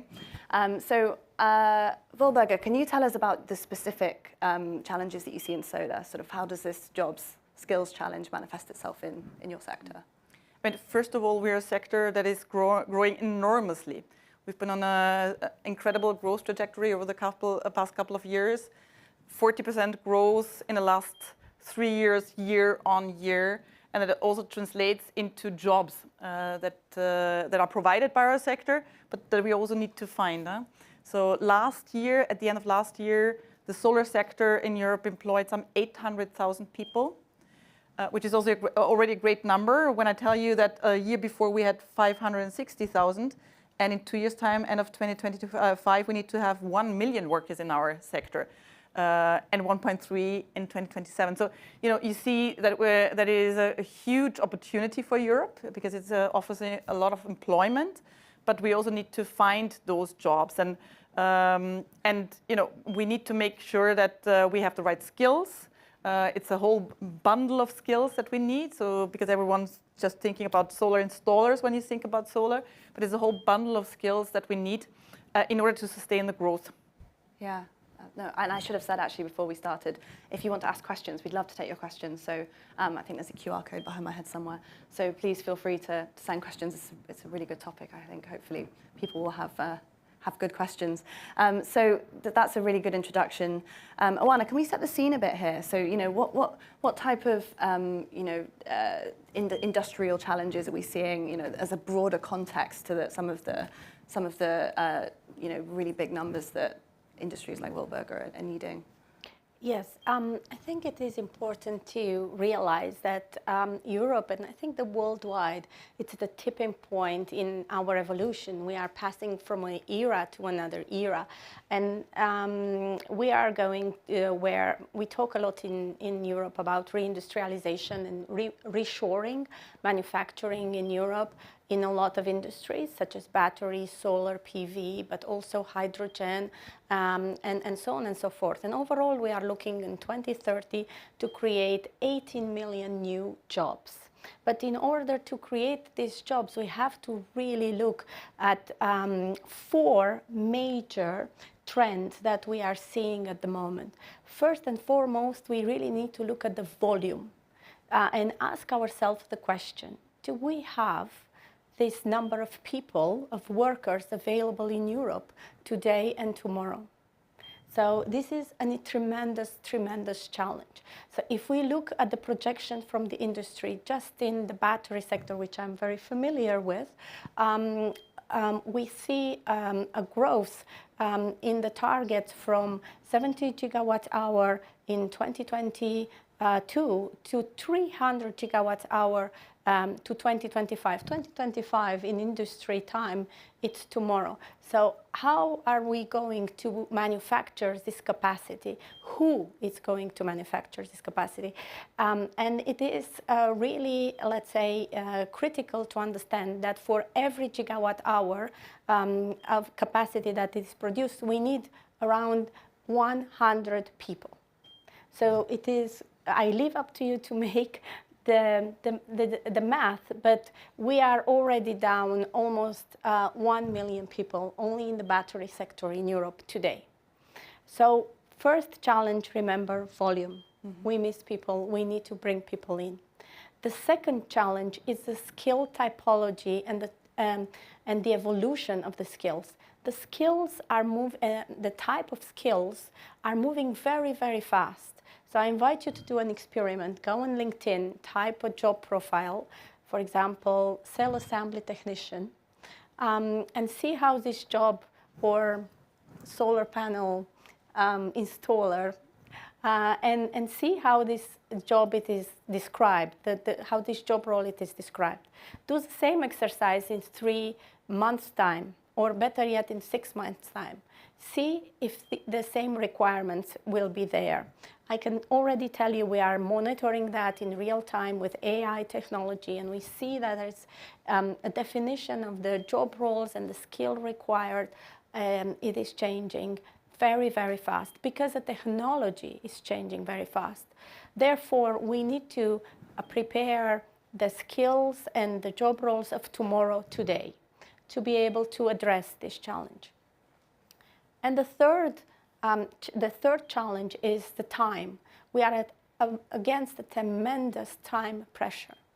The education system at all levels, it is not yet fully up to speed to address this challenge. In order to create certified programs, we need 2 years, and then the person needs to spend 2 to 3 years to take and to graduate. And we need this million people today, only in one sector, and million others in other sectors. So how are we going to address this time pressure under which we are on in? And of course, in Europe, it's also a question of migration and the mobility of the worker, because we know we have pool of talent in sectors which are phasing out, such as let's say, fisheries or carbon industries, and can be reskilled and repurposed for other industry. But there is a language barrier and a cultural barrier. So that's things that we need really to look at cross-sectoral and tackle that in a very, very realistic manner. But I think it is not only about challenges, I think it's also about opportunities. And I think we need to look at ourselves of the history, what we have learned, and think, do we really want to go back into that industrial society where people were exploited and were not happy? And how does the future job in manufacturing looks like? And more fundamental question, do human beings want to really do a manufacturing job? Interesting. Okay, yeah. I mean, you know, if we're thinking about the solar sector, there are certain jobs that we have to have human beings do, right? You can't have a robot go on top of a roof and put a panel in, or can you? I don't know. Not yet. No, indeed. I mean, there's a number of jobs where we need workers and where we also want to give decent green jobs to workers in Europe.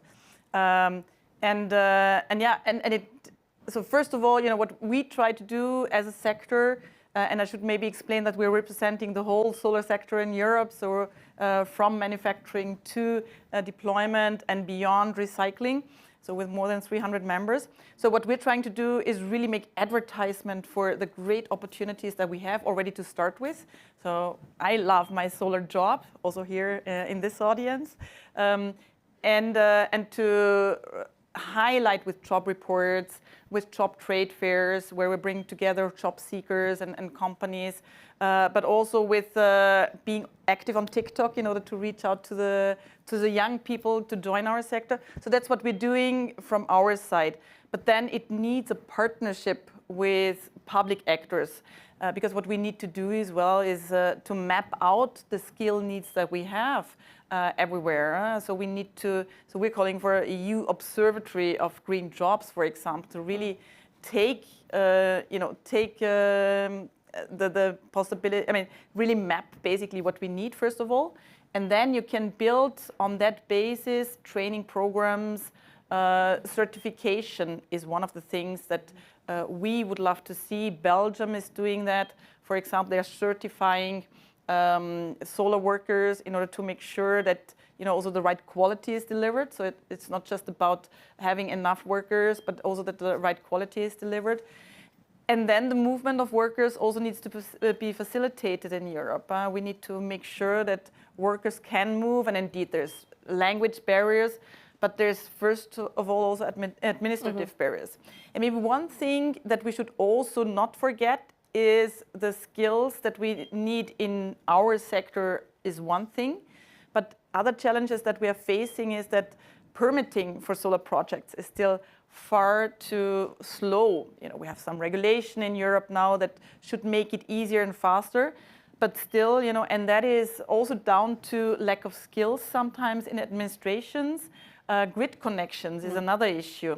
Also there, you know, for infrastructure needs that we have in our sector, we need skilled people that are making sure that the permits are provided relatively fast. This is obviously something, again, where digitalization can help and AI can help. But still, you know, we need people to look at it.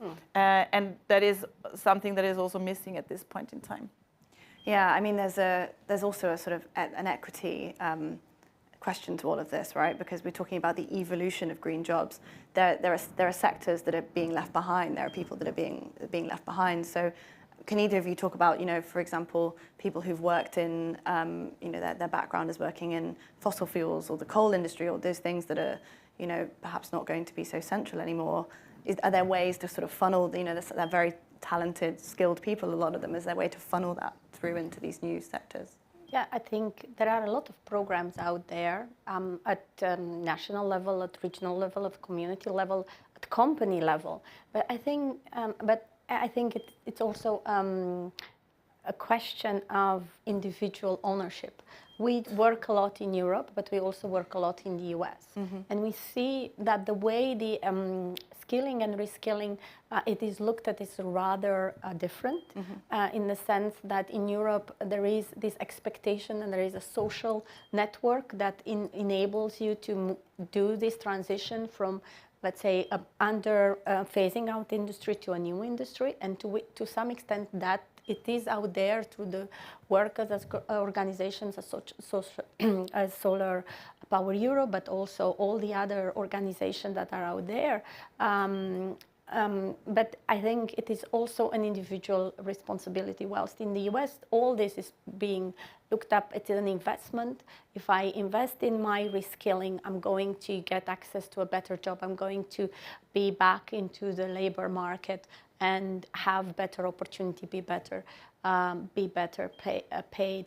I think overall there is a key drive to have learn to do and to be included. I think this is not only about jobs, and I think it's also a question of inclusion, to make sure that we don't leave anybody behind in this transition towards a net zero economy. And we as Europe, we are really well poised to lead by example, and with the regulation that we have in place, and with the net zero academies that we have launched, really to ensure that the same level of content, the same level of quality in the content that it is provided across member states in the languages of the learner, it is made available. And the message that we want to transmit is we don't want to compete with the national education systems. I think the system needs a time to adapt and to become relevant to the new economy. We want really to bridge this gap in terms of time and change and transformation.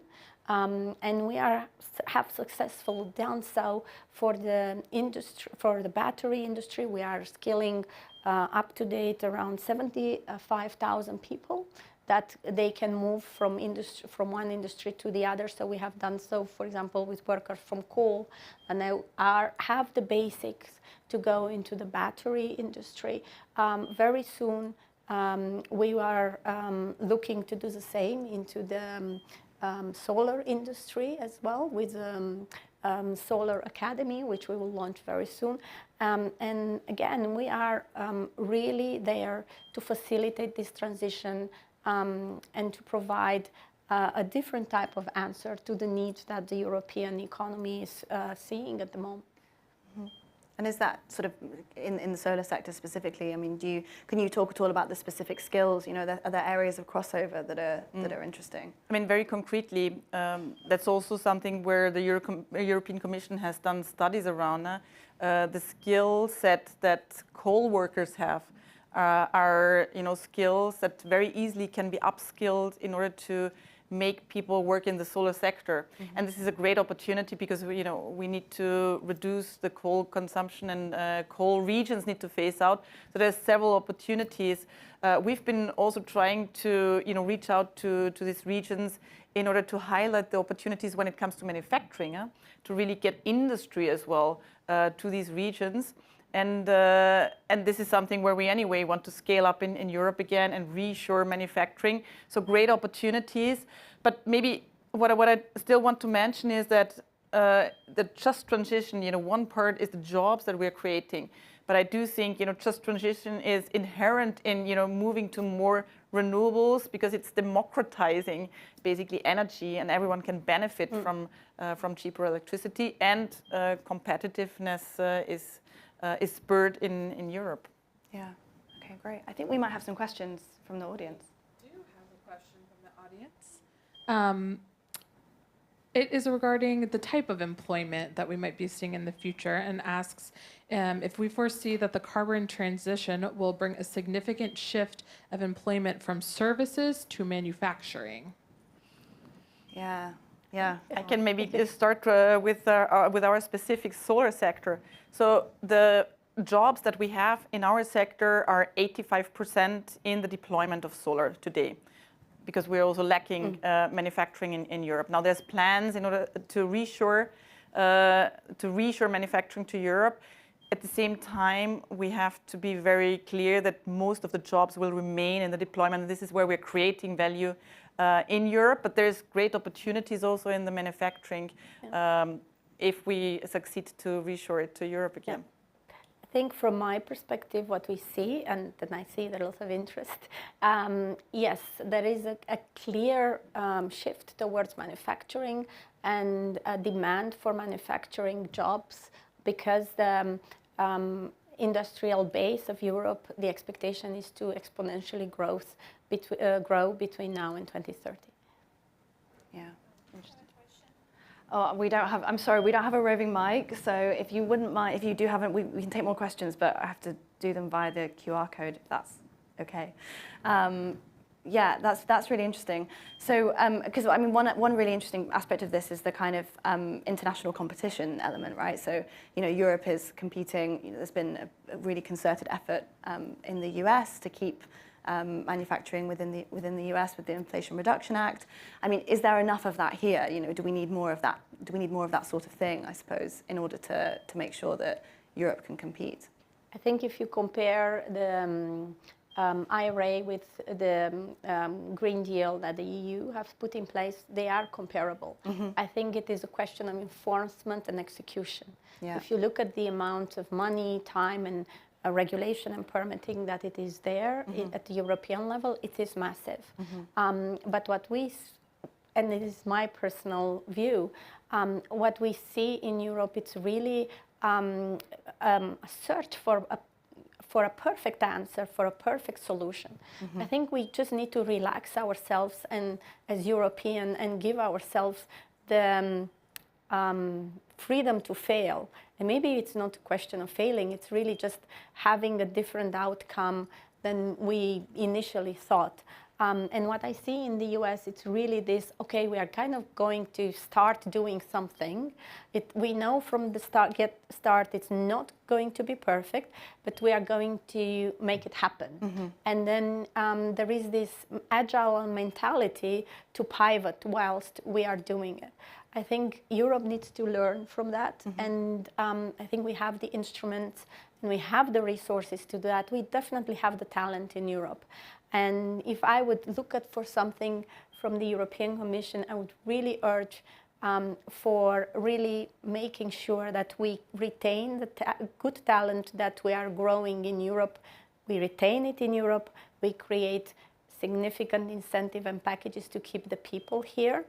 I think, and then the other thing, we should really kind of stop looking who should actually start, doing and kind of say we are going to do it. And that's why I'm very proud of my organization, InnoEnergy, that we are doers and we want to really know that we achieve something very concrete that serves the economy but also the policies that the European Commission have put in place. Great, yeah, I think we have one more question. We do have an additional question.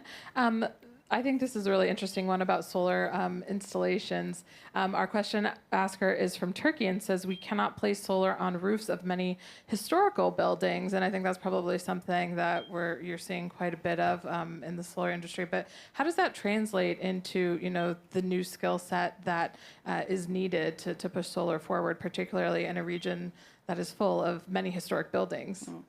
That's really interesting. The beauty about solar is that it's so versatile. So we also have a solution to that problem with building integrated PV, which you can also put on cultural heritage buildings.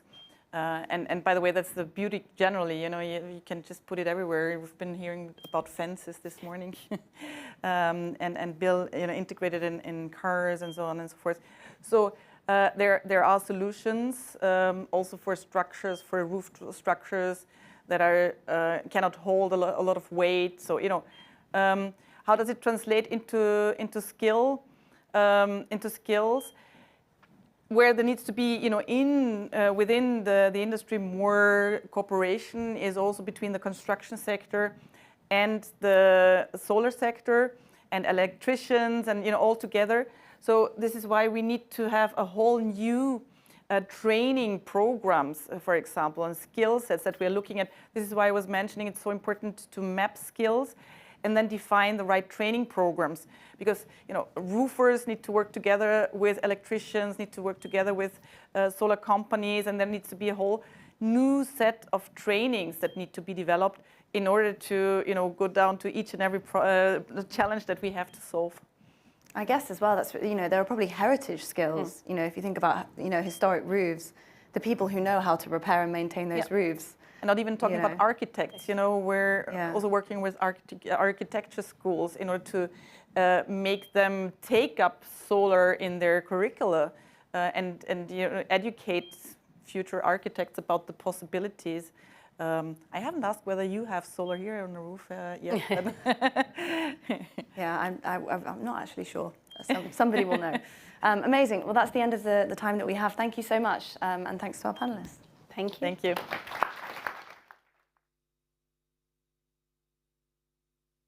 Please welcome to the stage John Freyer, Senior Executive Editor at Bloomberg, and Akshat Rorty, Senior Reporter at Bloomberg Green, for a conversation with Bloomberg's Meg Szabo.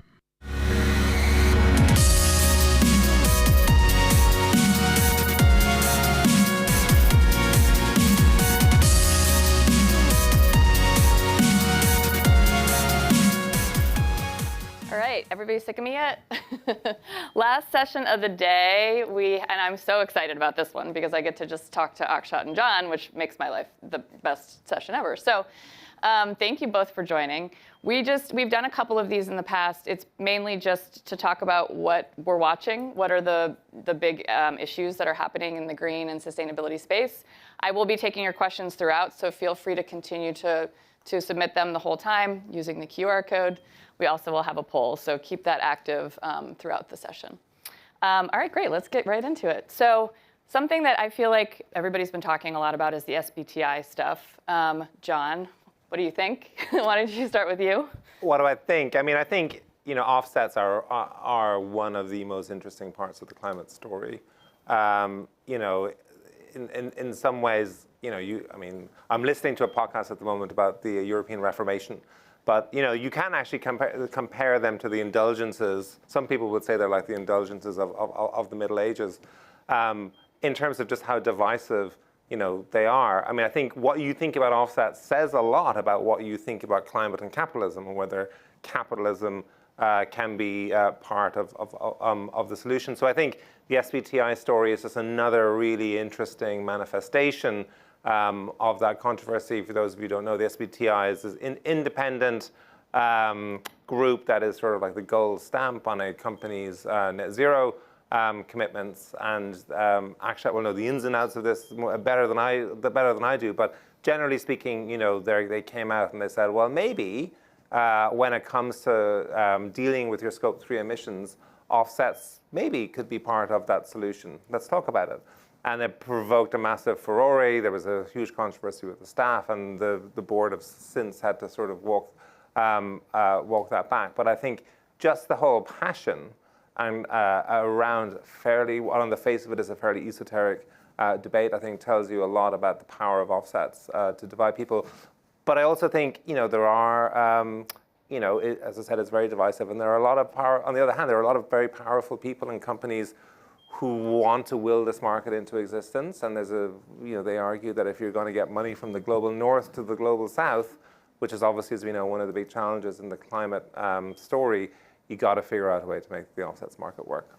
But Akshat. Yeah, what are your feelings on offsets in general and what's happening now? I thought John brought up capitalism, so I have to acknowledge that. You literally wrote the book. Here we go.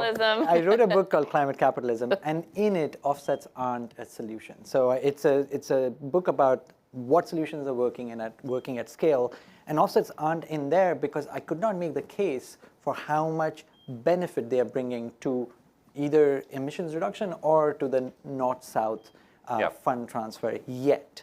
But why it's controversial is because the potential for them to do what could be large amounts of carbon reduction or could be hundreds of billions of dollars worth of money transfers to the south, which would be needed given the $1 trillion problem that is in front of us, is large. And that's where the market is currently sitting, where we've had a number of investigations, some from my colleagues at Bloomberg Green. I've been involved in a few of them, which have shown that the offsets that exist in the market today have real problems, that they don't deliver on the promise that they are making. And so there's been a whole push to try and make those offsets a lot more credible. And if they become credible, then market instruments could work. So that's why we have this poll to try and gauge your understanding of the market. Great setup. So yes, we've got a poll. What will the carbon market be worth by 2030? Right now, it is currently worth around $2 billion, just for your reference. So A, 100 billion, B, 10 billion, and C, 2 billion. So we'll let you guys please participate, and we'll bring those results up in a second.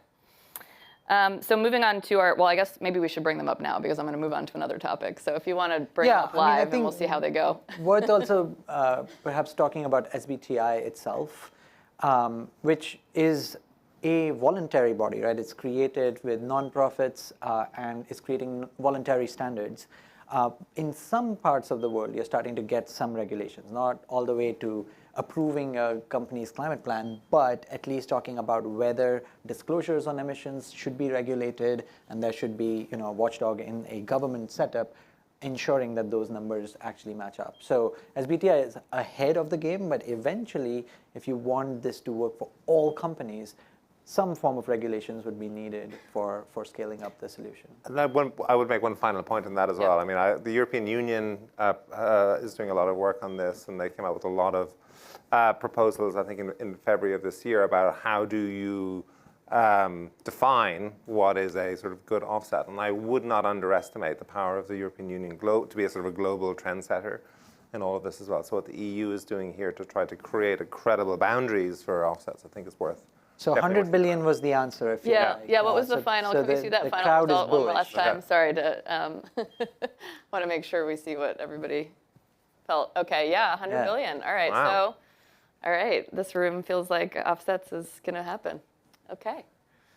All right, so moving on to our next topic, politicization of ESG, which I have a lot of trouble to say. We all just heard the session that just happened with Eric.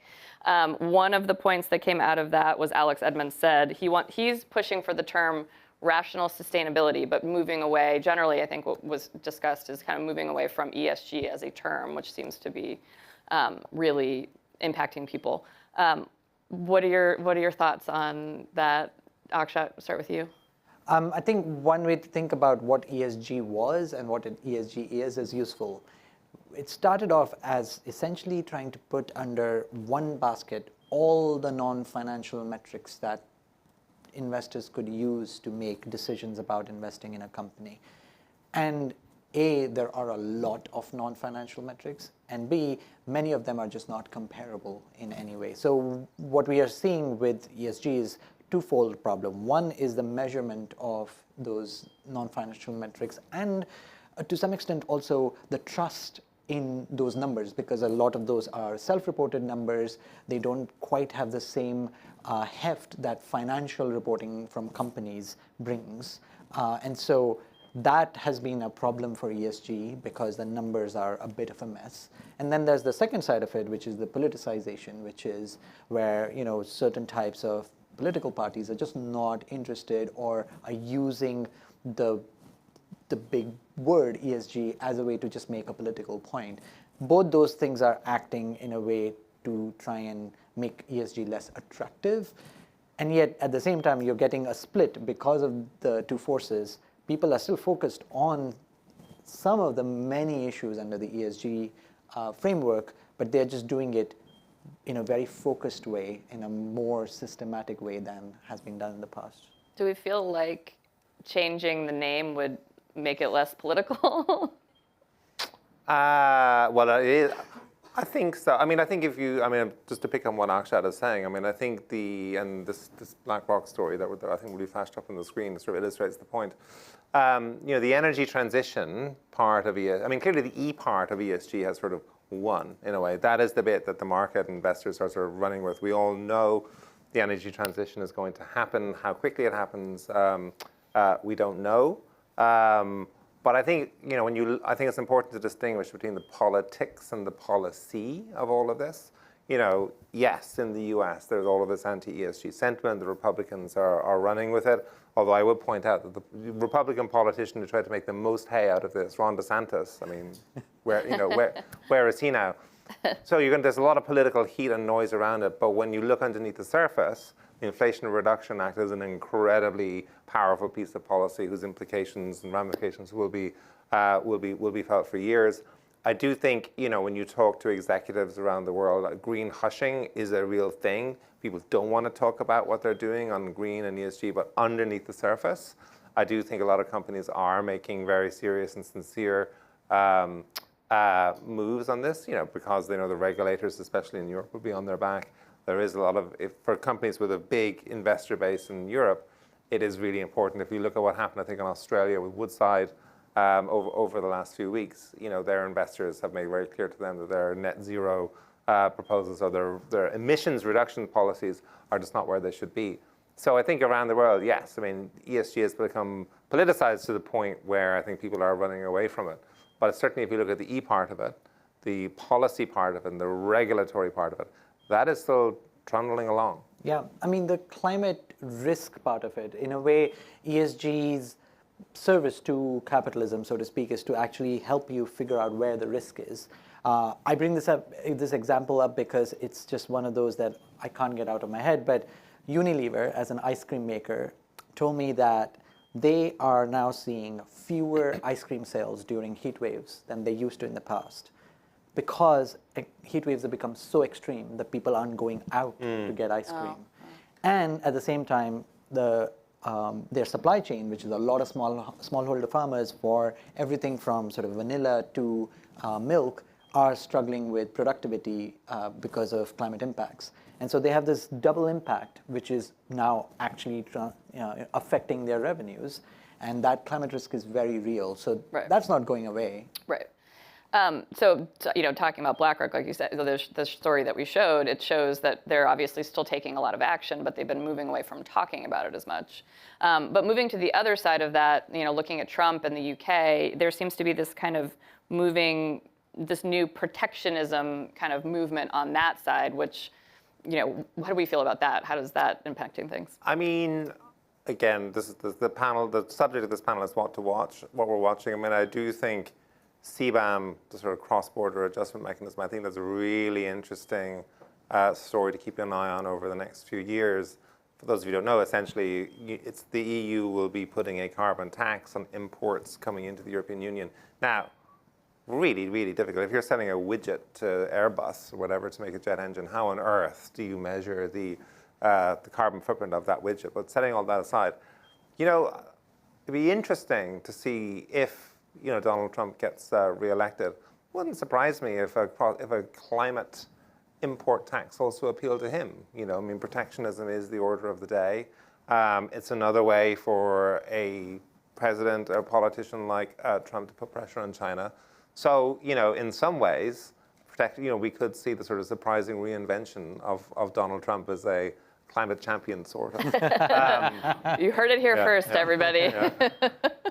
Well, and protectionism is a good bet on the Democrat side as well. I mean, you're seeing over the past few weeks the headlines around what the Democratic Party is doing to bring in tariffs on solar, the many local ingredient manufacturing tax credits that are there either in batteries or in electric cars to encourage people to manufacture more at home. It's a protectionist policy in a different form.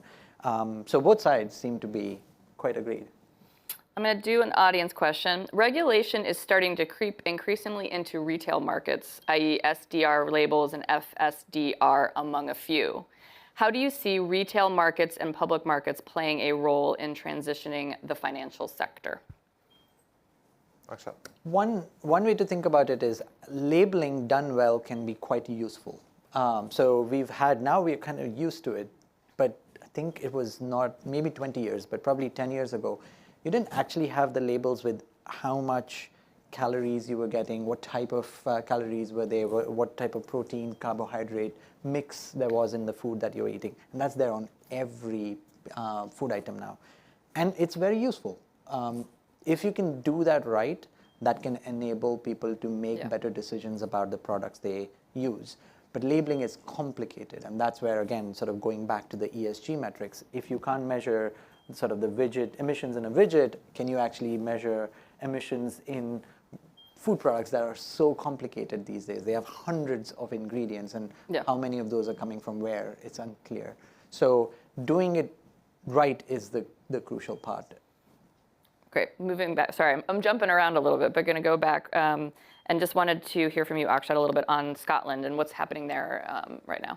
Yeah, so there's been news recently that Scotland, I mean, the BBC article, I don't know if you have that, says Scotland has scrapped its climate targets.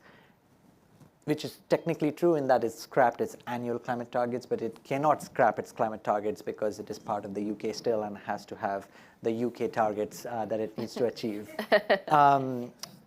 But Scotland itself actually had more ambitious targets than the UK. Yeah. What it has acknowledged is by 2030, it can't meet those more ambitious goals. So the goal was to reduce emissions by 75% relative to 1990. UK's goal is 68%. So you'll have to meet that UK goal.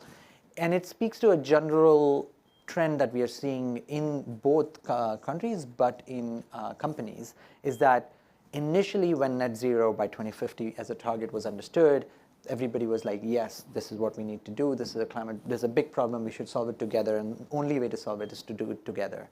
But then short-term targets, which are now very short-term, right? 2030 is not very many years away. Right. Those targets, they signed on to it, but did not realize how much work will be needed to meet them. And there's been a recognition on trying to understand what is achievable and become a little more transparent. Again, it's sort of going through a market in where there's hype, and then the reality hits, and then you kind of stabilize to what the markets can achieve. And we are seeing that dip right now in climate targets. Interesting. Anything to add on that? I mean, yeah, I mean, it's really a reckoning, right? Yeah. So we had this sort of green bubble, if you want to call it, like 3-4 years ago. A lot of these rash promises were made by companies and governments, and now we're sort of seeing the reckoning with that. The chickens are coming home to roost, as Akshat said. People are really realizing this is really hard. But it doesn't necessarily need to be a bad thing. I mean, I think we did a very interesting story with Unilever a couple of years ago, a couple of weeks ago, where I sort of found it kind of refreshing. The new CEO came in and said, look, we made all these sustainability promises and not all of them are easy to meet, and we are still a company that needs to make money, so we're going to be realistic. We're still going to try to do what we can do, but we're going to be more sort of sharp-headed about it. Or clear-headed about it. And I think it's that sort of honesty, I think, is refreshing. Because, you know, the climate crowd, you know, likes to lambast all the disinformation coming from the right. There's a lot of nonsense talked as well on the left, on the sort of the climate, the sort of pro-climate part of the debate as well. And I think we just all need to be honest with each other. This is going to be really hard. And I think, you know, Bloomberg Green, what we tried to do, you know, we tried to skewer hype across the board and sort of expose greenwashing. But I think there's also has been a lot of lazy thinking as well on the sort of pro-net zero side. The ESG story for Unilever is one you should Google and read, because it's actually very rare to find an example which explains all the ESG work that we're talking about in one story. So what Unilever ended up doing is in its ESG goals, it is actually keeping its carbon goals. It is not able to meet its S goals, some of its sort of minimum wage goals, some of its diversity goals, and those it's scrapping. So it's sort of acknowledging that between these many goals that we have, some we can meet, some we can't, and we are being transparent about it. Financialization of climate risk. Let's talk about that. That seems to be something that's a lot more coming up a interesting than it sounds.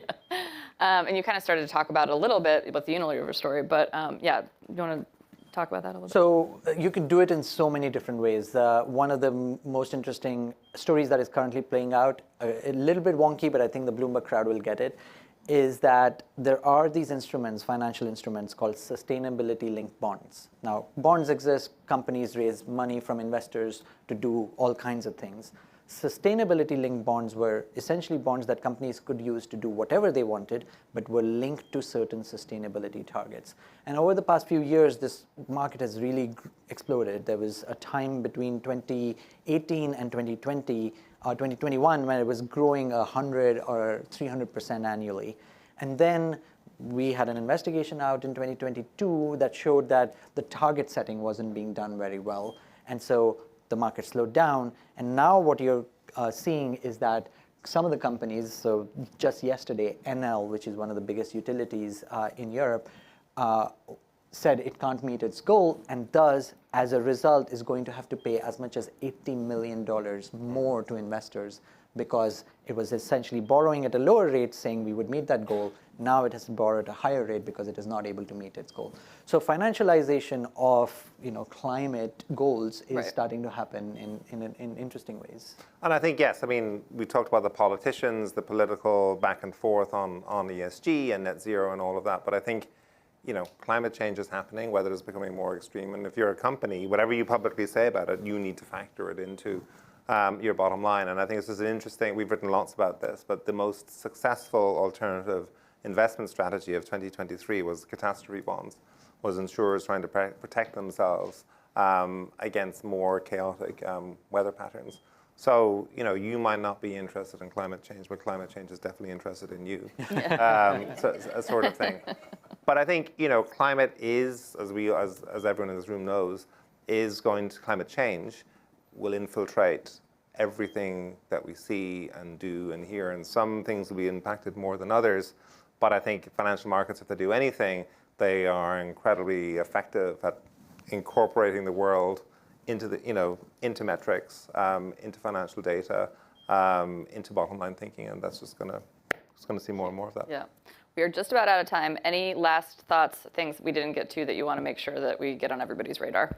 Well, there's a Bloomberg Green Festival happening in July. There is. Spoiler alert. Which is yeah. a big event that if I'm you very liked us three, come to Seattle in July. You'll get a lot more of us. So we're launching our first Bloomberg Green Festival. We launched, some of you might know, we launched Bloomberg Green in 2020, right before the pandemic. So we have done a lot of virtual events. We've done our Bloomberg Green Summits. We've done our Bloomberg Green events at COP. But we are doing our inaugural Bloomberg Green Festival, where we will take the content that we've been creating on these stages and bringing it to a larger audience, more consumer focused, all about solutions and trying to just get everybody very excited about climate action. So if you want to join us, take a look. You can go to the Bloomberg Green Festival website and get a ticket, and we would love to see you all there. So thank you so much. Thank you, guys. Thank you, John and Akshat. Thank you. I'd like to just say a quick thank you to all of our speakers and moderators today for all their insights. I would love to thank our summit advisors, Citi Commercial Bank, Red Sea Global, and Schneider Electric for making this summit possible. And for more info on our summit advisors, you can visit the resources tab on our website. And thank you all for being such an engaged audience today, all day. You are amazing. You stuck with us. We do also have, in addition to the Bloomberg Green Festival coming up, we have our next Sustainable Business Summit in Singapore, as John mentioned, on July 31st. So we hope we can see you there or your colleagues as well. And please, if you are here in the room with us, join us outside for the cocktail reception right now. So thank you so much. Thank you.